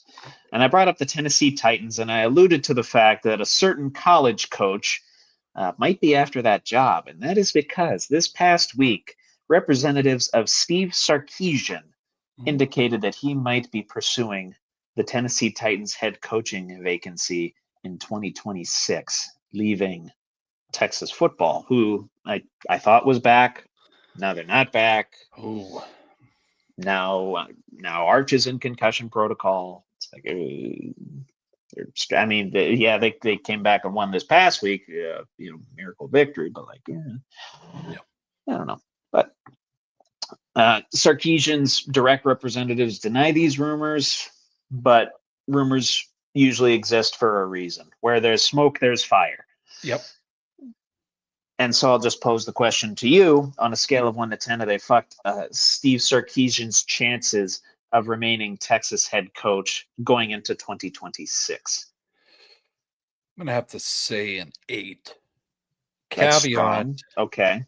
The way his demeanor was when one of the reporters in his presser posed that question. Did you hear that from me? Did you hear that from my circle? A little defensive. I'm like, right. Yeah. Whoa. And trying to figure out who the rat was. Yeah. And I don't mean to, horns down, but I don't mean to come after him too bad. Sure. But people are more entertained by your pressers than the actual play of your team right now. That's just realistically here, Trevor. The views that they get on the fucking his press conferences are insane. Yeah, because people just want to see this. He does not give a shit. So I don't know as the Titans organization if they want to bring that guy in because he seems like a loose cannon on the mic. Hot mic moments, good fly off. Yeah. Well, and this coming off of a 17-point fourth quarter comeback from your team. Yeah. Which, Mississippi State made a lot of mistakes. I literally, I was texting you. I had money on that game. I had a profit boost. And I bet on Mississippi State because I'm like, they're kind of scrappy. Texas is this year. And I know they're 6-2, but they were the number one team in the country at one point, folks. Yes, they were. Coming into the year. Then they lost at Ohio State and shut themselves, a little bit. Yeah. But as of that game, they were ranked 22nd. I imagine they're a little bit higher now. But people are talking about that less than head coaching vacancy. You potentially going to the NFL. Yeah. It's concerning. I would say a 6. Okay. I would say a 6. If Texas is able to somewhat ride the ship and potentially, win like a New Year's Six bowl game or something like that, bring Arch back for next year. Yeah. Maybe you just kind of run it back and see what happens, right? Yeah. One of those scenarios. Yeah. Hence why I left it at a 6 and not like a 8 or a 9. But yeah, just the fact that your name's kind of swirling in that as you're in the middle of a college football season. Yeah. And it's not like you're on the hot seat. You know what I mean? No, I don't think he's well established that program as a national powerhouse again, even in spite of what we've seen this season. Yeah. Like he's got a lot of equity in the program. So he's not like a Hugh Freeze or like a former, head coach Brian Kelly or James Franklin. Like those guys were directly on the hot seat and they just sucked. Yeah. Like, you still get your team winning games. And you're actively in the middle of a season and you're fielding questions about your people wanting you to pursue the Titans head coaching vacancy. Yeah. And he's brought notable talent to that university. Bijan, I'm trying to Worthy. Oh yeah. Worthy. Isaiah Bond. I mean, Quinn Ewers when he was there. Very good. Yeah. Jaden Blue. He's I think he's all right. It's just his pressers are just something, man. He's just gnarly. They're fun. I'm like, fuck, the way you snap there, sir, that does not help your argument here. That yeah. It's like someone that you trusted that you shared this information with maybe leaked it. That's the kind of response I saw from him. I'm like, oh, like an oh shit moment. Like right. But interesting. Yeah.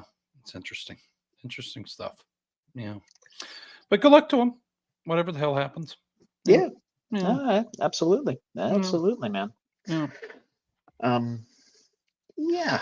So we couldn't go the whole show without talking about the obvious, right? The biggest story in the NBA in a long time. And it's extended over even into, Antonio Gates being involved with this whole shebang.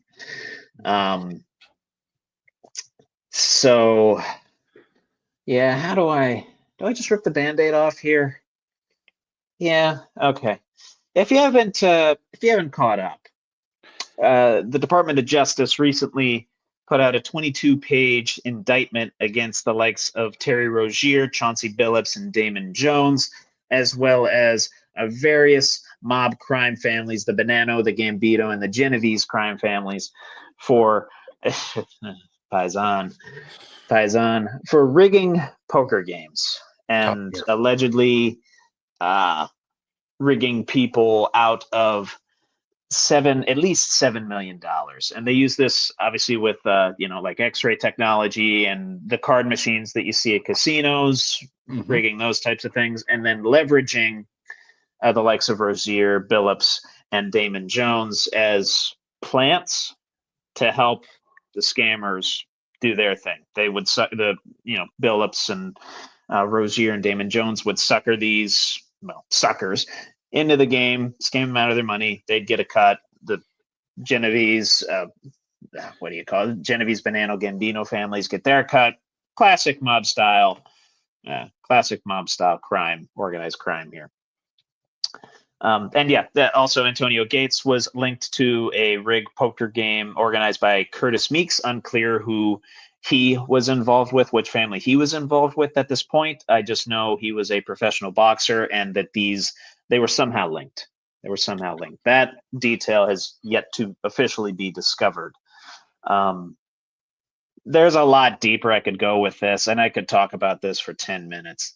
Oh, yeah. But highly recommend Yahoo Sports' article entitled X-Ray Tables, Rigged Card Shufflers and Collusion, How Chauncey Billups Allegedly Helped the Mafia Cheat Players Out of Millions at Illegal Poker Games by one Jason Owens, published on October 23rd, so about 5 days ago.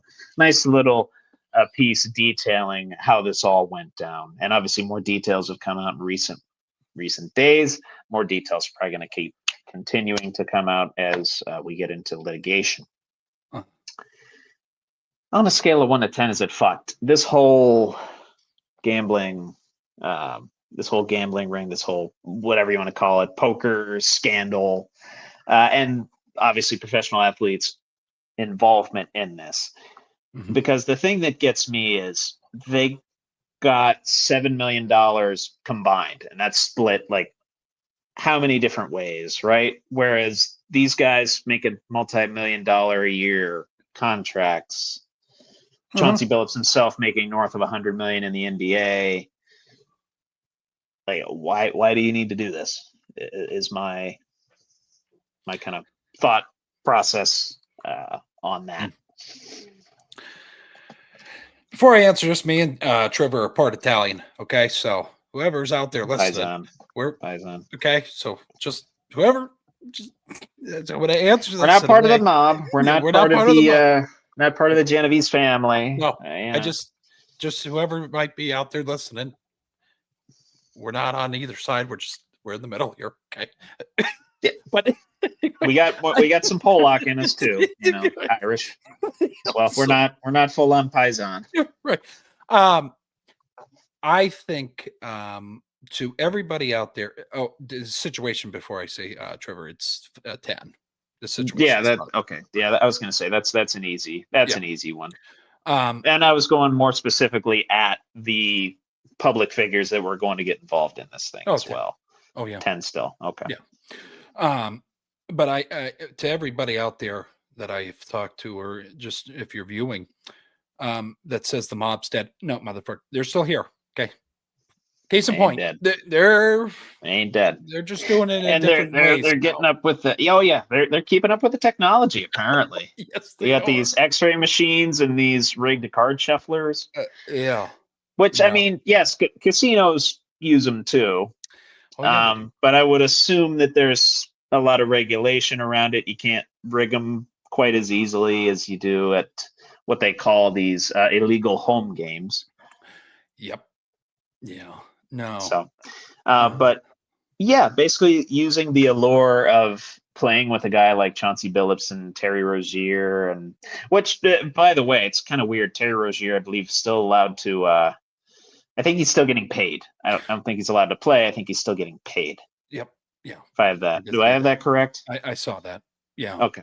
Which was interesting, but I'll just say I think they were approached. And I don't know if I'd just like to know the willingness of how much they were allowed to say, oh, no, I don't want to get involved in this. I think from all the mob, or how much of it was, free will. Yeah, that's what I'm saying. So I just want people to know out there, I don't know if this was all free will, and I'll just leave it at that. That's valid. Just going to leave that. That's valid. You don't do what I tell you to do, I'll bust your fucking knee. All right. Hey, I'm good. I'll go to this fucking And apparently this has been going on since 2019. Off and on. 6 years, folks. 6 years. Are you thinking, no, they're not out there anymore. There's no Tony Soprano likes out there. Oh, yeah, there is. Woke up this morning, you got yourself a gun. Yep. There was literally, I think I sent it to you, the picture of the Sopranos and like I think it referenced Chauncey Billups in some sort of way, because in the Sopranos, not to spoil it for you folks, in several of the episodes, they have these home games for poker. Yep. And they go on Make for a shit hours. ton of money. Oh yeah, all night, all night. Yeah. And there might be some counter cards and things like that. Some booze, prostitution, whatever. Yeah. Scamming people out of 50 grand.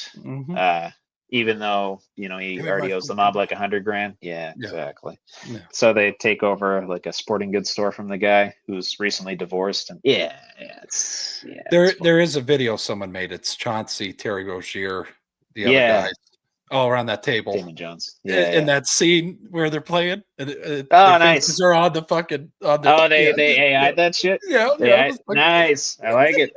I like it. AI's great, man. AI's great. Yeah. But I mostly use it to. I don't use it to solve problems. I just use it to create just weird. Yeah, exactly. Fuck off, basically. Just create pictures of like coworkers and friends, and just especially during my not busy time, it helps. Yeah, it helps. But what do you think on this fucking? Oh yeah, Mom's not dead. No, I don't think it's ever gonna die. No. And I know I've heard Genevieve's crime family before. I'd never heard of the Bonanno. Well, I've heard Gambino as well. Yeah, I didn't know it got that high up. I'll just say that. There's a couple articles out there that detail the whole like timeline on everything. I believe there's a New York Post article with Antonio Gates's involvement as well. So a lot of details we could definitely go into with this. And of course, we could go all the way into the whole. The 22-page indictment is published on the New York Post, by the way. If you want to go check it out, yeah. If you want to go read, if you need some reading, yeah. But yeah, it's nutty, man. It's nutty. This thing is just going deeper and deeper and deeper. Seems like. But, good stuff. Good stuff. Yeah. Do have to check in on one thing before I continue. Sixers. Oh, this is good timing. 9.5 left in overtime. 134 to 131 over the Wizards. Come on. Come on. And I'll tell you this. When we were living in Buffalo, I would tell people all the time, Mob's not dead. There was a section. It was, I don't want to say the wrong side because people take it very fucking serious. There's an Irish side, Polish side, the Italian side. We went over there, a Saturday or Sunday. You see the tan skin Sicilians, suits, hair slicked back. They're still here, motherfucker. Okay, they're not just meeting for brunch. Okay, there's some. I just had to put that out there. After John Gotti got caught, it died. No, there's another John Gotti. He's just quiet now.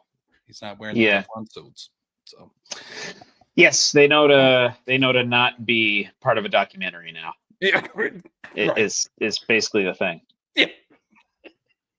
I know this, and I know a good bit of the mob population right now, and mobsters have said it. John Gotti was an idiot because of how much he flaunted. Oh, in front of cameras, he knew he was talking. Exactly. Tracked and listened to. He didn't give a shit. Whatever. Exactly. But yeah, real quick, did want to touch on my Sixers as their game is wrapping up. They're up by 4 with 9.3 left in overtime. So hopefully they're able to close that out.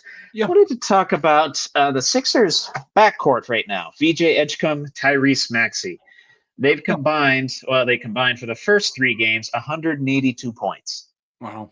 Kind of nutty. Nutty. Most by any starting backcourt through a team's first 3 games of a season since starters were first tracked in 70 and 71. Wow. And the usuals are having their good games. And even tonight, Maxey has 37, Edgecombe has 14. So you can add 51 to that total through 4 games and keep on trucking. But I don't know, man. This VJ Edgecombe, he's averaging 24.5, 6.5, 5.5 a game already. Wow. blows his numbers from Baylor out of the water. Wow. He was still an electrifying player there, but obviously the volume is just on a whole different level in the NBA. Mhm. Like, I'll admit, it's getting my hopes up. Yeah. I know it's only like 4 games in now. It's only 4 games in, and it's 135 to 134. Wizards are closing in, close it out. Ah! Right. Hopefully about to be 4-0 here. But this has me excited. Yeah. So on a scale of 1 to 10, are they fucked? The rest of the NBA Eastern Conference, as Edgecombe and Maxey are tearing it up. And you got to bear in mind, too, no Halliburton this year. No. No Tatum. No. No Tatum. Bucks are the Bucks. I don't know what the hell they're doing, man. Right. Yeah. The Knicks are still around. Brunson. Yeah. Brunson's still there. Trying to think of who else in the East right now. Cavs are still going to be there. Yep. Detroit's Detroit. They'll be fine. Washington's Yeah, they suck. not great so far. But point being, Yep. the top of the East is about to shift. At least this year. Maybe you get those guys back next year, and it goes back to what it was last year. But Sixers have an opportunity here. That's all I'm saying. Yeah, I'll go 8. Okay.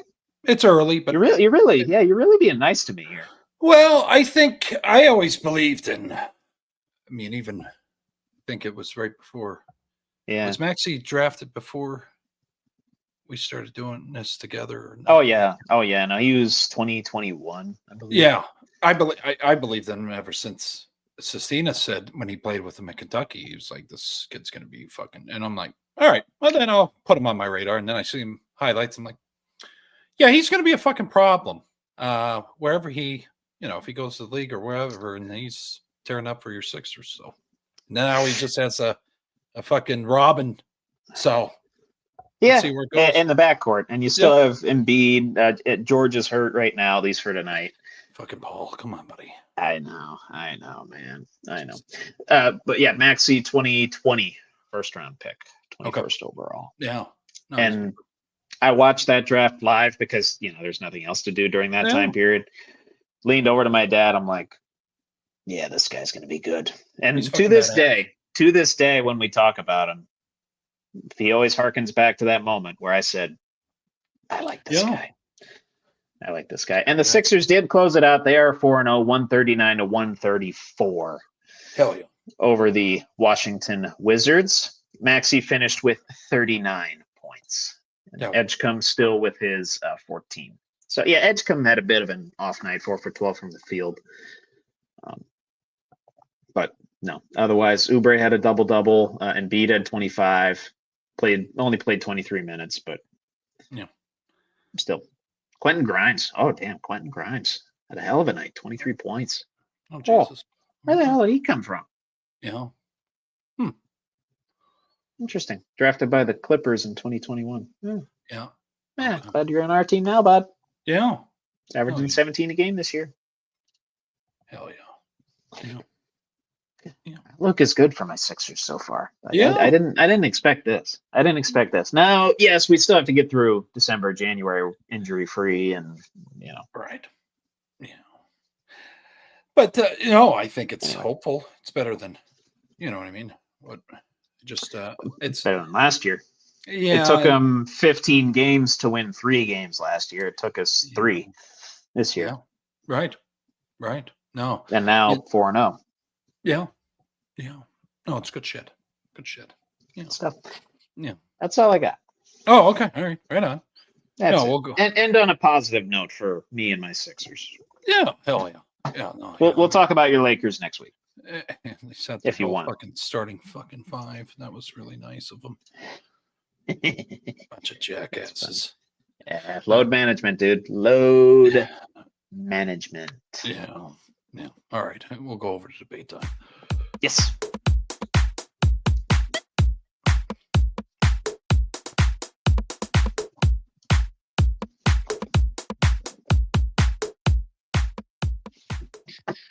Weighing in at 240 pounds from Olean, New York, your St. Bonnie alum, Drew Billy, with debate time. All right, as usual, we got 4 questions for me and Trevor to decipher here. Talk about them, debate them. Greatest slogan of all time. That could be brand, that could be athlete, whatever the hell you think is the greatest. Ooh, yeah, I mean, I could go all kinds of ways with this. Or even just in the professional wrestling realm. Oh yeah. But I'll stick with the basics, and it's the biggest apparel brand on planet Earth. I believe by a lot of metrics. Yeah. It's an easy one. It's the simplest, probably most recognizable. Yeah. Oh yeah. The Nike swoosh. Just do it. Like that has to be the. I don't know, for me, and I'm a big Nike guy. Love the shoes, love all the apparel. Strictly Nike. Yep, I have the Jordan 1s chilling just right over there. I'll be wearing them to the office tomorrow. I'm probably gonna get myself another pair. Where I might get the 4s. I like the 4s. Oh, very nice. Yes, I might get the 4s for yes. Black Friday. Yeah, I think I still have a gift card. So, but yeah, just do it. That's good. That's a good one. Yeah, I mean, yeah, you could go political with this too if you really wanted. Or just you could go a Tomlinism if you wanted to. The standard is the standard. You can't put the cart before the horse. Yep. Yeah, stuff like that. Or just like iconic interviews, I guess. Just like one line. Well, I guess that's not really a slogan if it's a one-liner, but or fast food, ba-da-ba-ba-ba. Yeah. Yeah. No, there's a lot of good ones. You bring up Tomlin. That wasn't one I was thinking of, but I'll throw it out there. We're going to play like we cut our, what the fuck does he say? Our eyelashes off, or no, not eyelashes. What? I don't know. We're not going to blink. Don't blink at adversity. We're going to play like our eyelids are cut off, or there's something he says, Trevor. They're like taped open or something. It's taped open, but I don't know. The one that I got ever since. I'll Google that one. Yeah, there's not, it sounds fucking demonic, but yeah, he said something like that. But no, slogan. I think. Oh, here you go. Here you go. Don't blink if you're a blinker. Cut your eyelids off. You know this is not going to be for the faint of heart. Yeah, there it is. Cut your eyelids off. Yeah. Don't blink or I'll cut your eyelids off. Yeah. I think the best slogan, and I know he's controversial in some people's eyes, better known as Cassius Clay, but Muhammad Ali, float like a butterfly, sting like a bee. That's beautiful. Dude, my favorite one from a boxer, Tyson. Oh, yeah. Everybody's got to play until they get punched in the mouth. I want to get a fucking shirt that says that. That's such a. That'd be great. No. And I'm just. Is there any other ones out there? Hulkamania's going to run wild on you. Oh yeah, you could. Yeah, you could go. No. We could talk for an hour about professional wrestling catchphrases. Yeah. No. But no, good shit, Trevor. That was a good pull there. Yeah, just do it. Yeah. Oh yeah, yeah. Soon as I saw that question, and that's one that I don't know. I feel like it applies in a lot of situations, and again, part of one of the most recognizable brands on planet Earth. Oh, a brand that I love dearly as well. Yeah. One thing. I always try to add a food one in here because we have some foodies out there, and I enjoy good cuisine. One thing you would like to learn to cook that you maybe haven't tried yet. Are we considering baking cooking? Oh yeah. Is baking cooking? Okay. I'm okay with that. Yeah. I think I've told this story before, but my brother made this tiramisu dessert. It's like coffee. It's like layered coffee and cookies and like cream, and it's a big old layered thing, and they just make like straight coffee out of it too. Well, yeah, I want to learn how to bake, like in general. Sweet. I have a sweet tooth. Yeah. But that's kind of the big one. The tiramisu, honoring my heritage with that one. And when we had that with my grandmother, my lovely dear Italian grandmother, maiden name Bavacqua. That's from Calabria. I looked it up. Calabrian, right off of Sicily, the southern tip of Italy, where my people, her people, are from. She gave it big old thumbs up. Hell yeah. Big old thumbs up. And that was all I needed. Yeah. That was all my brother needed too. Yeah, we're good. We got this. Right. No, that's awesome. Kind of staying along with the Italian side. I want to make homemade noodles. I want to do that process. Oh, yes. I want to try it sometime. I Agreed. know I'm gonna fuck it up, but I trial and error, baby. Yeah. Trial and error, man. Yeah. You gotta suck at it to be good at it. Yeah. No, I just think it's cool, the whole process with the eggs and the flour and the whole process. But, awesome. I'm here to chew bubble gum and kick. That was nostalgia. Yeah. No. Iconic. Yeah. Rest in peace, Hot Rod. Oh, badass. Could the Steelers finish this season now after watching the production the last 2 weeks? Finish 9-8. They could finish worse than that. That's what I'm saying. With the schedule that they have. I mean, let's look at their schedule real quick. Let me pull it up. So it's Colts this upcoming week. Yep. At Chargers, versus Bengals, at Bears, versus the Bills, at the Ravens, they're going to have Lamar well integrated by that point, versus the Dolphins, at the Lions, at the Browns, versus the Ravens again. Yeah. I see 1, 2, 3 games that they definitely should win in there. That being Bengals, Bears, Dolphins, and the Browns. So 4 games that they should win in there. So if that's your floor, I'd say the floor is 8-9. So they could go 8-9. Yeah. If they really tried. If they really tried their hardest, they can go 4-13. And the week they play the Bills, it's going to be fucking loud for me. It's going to be very loud. You and Taylor might want to watch that in separate locations. Yeah. And I'll say this, because I know she's going to get passionate too. I'm going to make it clear to everybody watching right now. If we lose to them, I don't want to go to the playoffs because they're kind of lose to the Bills. Yeah, I don't want to go.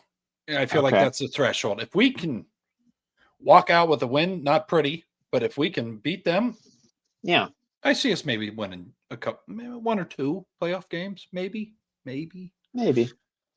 But if we get blown the fuck out, then let's just get ready for next year because pack it in. Because the Packers, I told you when we were watching it. Yeah. If we can't beat them, this what's is a the playoff use? game here. Yeah, I don't know.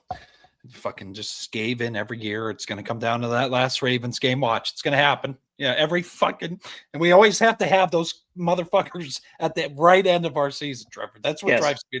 It's like we always. It's that gremlin schedule maker in Cleveland, man. I'm telling you.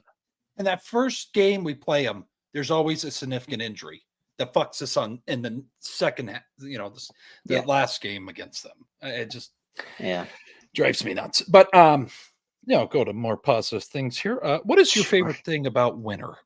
A lot of people look down on this season. I think there's some beauty to it, though.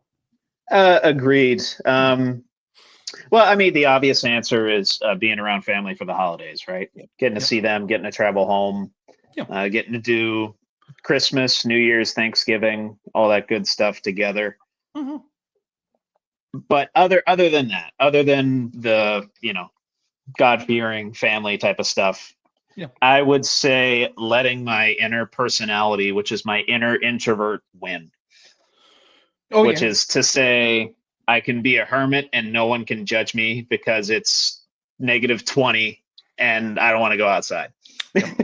No, so as long as I got a Wi-Fi connection and maybe a book or my guitar back here, I'm occupied. and no one can judge me for it. Oh, you didn't go outside today? Oh, wait, yeah, it's 0 degrees. Okay. Yeah. Which I'm thinking we're going to get a fairly warm winter this year, so maybe I won't have that excuse. But Right. for a lot of my life, I've been able to just kind of let my inner introvert win during this time of year. And of course, you still have football, you still have hockey, basketball, so still well occupied in the sporting sense as well. Yeah. No, people aren't gonna like this. I love snow. Love it. I love snow. I don't know why. I think, and my Yeah. inner child comes out because of the dogs. Oh, I'm fucking off in the snow. Yeah. Jeez. What are we fucking? And again, I'm like, well, I kind of want to go back there. You know what I mean? Simpler times, yeah. It was simpler, and it gets darker, and people get pissed off about that. But I like how it gets darker, and then it's just, I don't know, it's kind of come in the house or your apartment, whatever you have, and it's warm. I don't know. It's more sense of home during the wintertime too, because it's so fucking cold out. It's vice versa. But yeah, no, don't. If you get stuck in a ditch, I get why you might hate winter. I get it. Yeah. I get if it. you got to commute to work all the time, can't work from home. Yeah, I get it. Understood. Yeah. Yeah. How do you think Dennis is going to be in the snow? I'll tell you, that is probably in my adult life. Well, parents got a dog when I was leaving home, but when I see a dog's first time seeing snow, I think that's one of my favorite things. Just, what the fuck is this? Oh wait, I can get wet and play in this shit. Like, you know what I mean? Like, yeah, they don't know what it is. Yeah, they got to test it out for like 2 minutes before they go nuts. Just fucking like creeping. And oh, I can eat this. Oh, yeah. It's just, I don't know. I think it's fucking cool. He's gonna probably lose his shit. Yeah, that's going to be fun. And the scary thing, he's so white. Might have to go out with a flashlight because he'll blend in. Give him like one of those reflective collars, maybe. Yeah. No, something. We're gonna have to do something because I saw we had a blanket flipped over, and it was the fleece side, and I'm like, I almost fucking sat on because he blended in with it. I'm like, oh shit. Okay, there. Oops. All right. Yeah, because he had his head tucked in, and I didn't see him when it was dark. Like, oh fuck, I almost crushed you, man. So, wouldn't have been good. No, but that's all I had for debate time. We'll go over to Trevor's side of this and close this out. Hell yeah, dude. Hell yeah. Be a man question of the week. That's all I got for you. Like I said, trying to keep it somewhat short. Yeah. For me. I know we still reach the 2-hour mark. We always do. That's a good time. Yeah, usually. In what ways have you shown courage and leadership recently? Buckle up with the boys. Be a man. Question of the week. So I had to think long and hard about this one. Yes. But I don't know why it wasn't clear. So with the change, I'm not getting fucking political, people, so don't get hot in your pants. There's been some changes in regards to the healthcare side of things with, Medicare and stuff like that. Or sorry, not Medicare, Medicaid. So fighting for some of the families I work with to find providers that accept their insurance. Because a lot of them pulled out. Yeah. And I'm not getting political, but I didn't realize what the fuck was coming. So it's like a shit moment. The implications. So it's like, I guess that's courage, fighting the good fight. But sure. 100%. Yeah. Absolutely. That's probably it. And bitching at people that speed on my road for the neighbors. There's some courage there.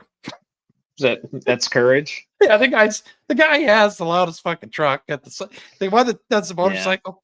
He has a fucking lifted truck now. He guns the fucking thing now. It's like, I can't get a break in the wintertime. You have another loud fucking vehicle. That's great. He's one of those yees, Oh my. I like it. Yeah. Hopefully he doesn't watch this program. Well, be hilarious if he did. If I knew I wouldn't call him out. I don't know who he is. No naming. No naming. Right. He knows who he is. He knows who he is, man. Yeah. I kind of have an answer for both here. I'll say courage would be just going back into the gym cold after 3 years off. Yeah. Which is what I did last week. I did that last Tuesday, and trying to go at least 3 times a week now. Got there 3 times last week. Been there twice so far this week, and traveling on Friday, so I might not get to it on Friday, but taking a day off and then doing Thursday. Okay. So just taking care of my physical and mental health while going to the gym. And Right. for the first time, I know I've expressed this to you, for the first time in my life, I have like a person that goes with me. I have a lifting buddy. Yeah. I've never had that. I've always gone on my own. So it's kind of nice to have someone like encouraging you along the way and doing the workouts with you. Yeah. So shout out to that person if you're watching this program. Yeah. And leadership, I'll say, obviously guiding my team through a hell of a busy season. That wasn't easy. Yeah. That wasn't easy. And right after that, taking them out for a nice little happy hour that I was able to use my cash rewards credit card for. And I just, they're like, oh no, we'll pay you. I'm like, no, just pay for the next one, pay it forward. Yeah. Y'all earned it. Y'all helped me. Y'all helped my psychotic ass get through things as much as I helped yours. Yeah. So, just pay it forward in that sense. Yeah. But yeah, mostly on the respect. This was definitely my hardest busy season. 70 to 80 hour weeks fairly consistently. Yeah. Wasn't fun. No. Was not fun. Rarely is. Yeah. You always say, Billy, that you don't know why or how I do what I do. Sometimes I don't know either. But yeah, I mean, yeah. It gets done, man. It gets done. And as long as you can maintain some semblance of the sanity that you had going into it, you can gain it all back during your not busy time, which is what I'm working to do now. So let's get it done. Yep. No, good shit. No, I think the beauty in, I mean, even in your case and others out there that watch us, adversity is not a bad thing. It sucks when it's going on. It sucks a lot. If you get through it, it's like, hey, fuck yeah, dude. You know what I mean? You know what I mean? Oh yeah, and it's a shared experience that you have with friends, coworkers, whoever you're going through it with, too. Yeah, no, good shit.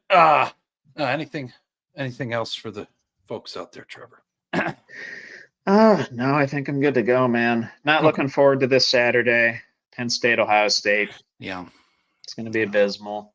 No. And of course, Steelers Colts is going to make me nervous as all hell. It's going to be a stressful weekend, I feel like. Yeah. Yeah. So the good news is I get to spend it at a Halloween party dressed up as a blind referee. Spoiler. Fuck yeah.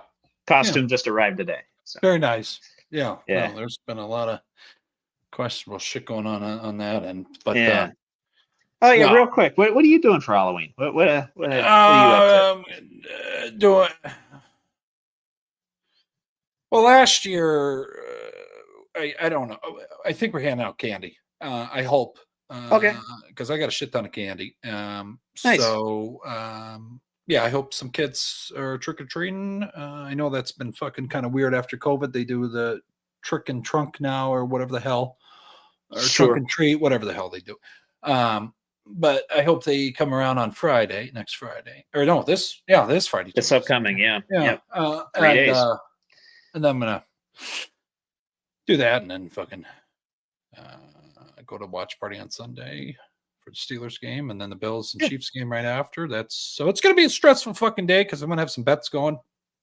Oh, naturally. We'll see what goes on. Always. Yeah. But bet responsibly.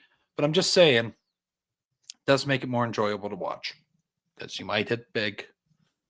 You never know. Might get your heart torn out too. Yeah, and all that. Just want to, Yeah. All that to say, happy Halloween. Happy Halloween. Yep. Stay safe. Enjoy the night. It's the one night of the year where spookiness is acceptable. And I'll say this too, because someone made a slogan. Oh, why don't you sometimes tie this into it? because you have buckle up in your name. Every holiday, especially Halloween, there's a lot of alcohol consumed. Instead of getting behind the wheel, use a fucking Uber. I mean, there's 10 to 20 different apps you can use to get home. Just use them, folks. Just want to put or if you have that one friend that stays sober, or better yet, designate a DD. Yeah. Designate a DD. Yeah. Trust me, I've been a DD. It's not fun when everyone around you is drinking. It sucks. But you're going to thank yourself at the end of the night when you're not in a ditch and everybody got home safe. Right. No, but no, as usual, have a good day. Have a good night. Stay safe out there. God bless. This was another episode of Buckle Up with the Boys with your host here, DB, and host Trevor Dinsmore. We will be making shorts of this. Make sure to look out for our shorts from our live event on Sunday and shorts from this episode as well. And we'll see you next Tuesday at 8 o'clock. And I'll gas no breaks. Have a good night. See y'all. Happy Halloween. Happy Halloween.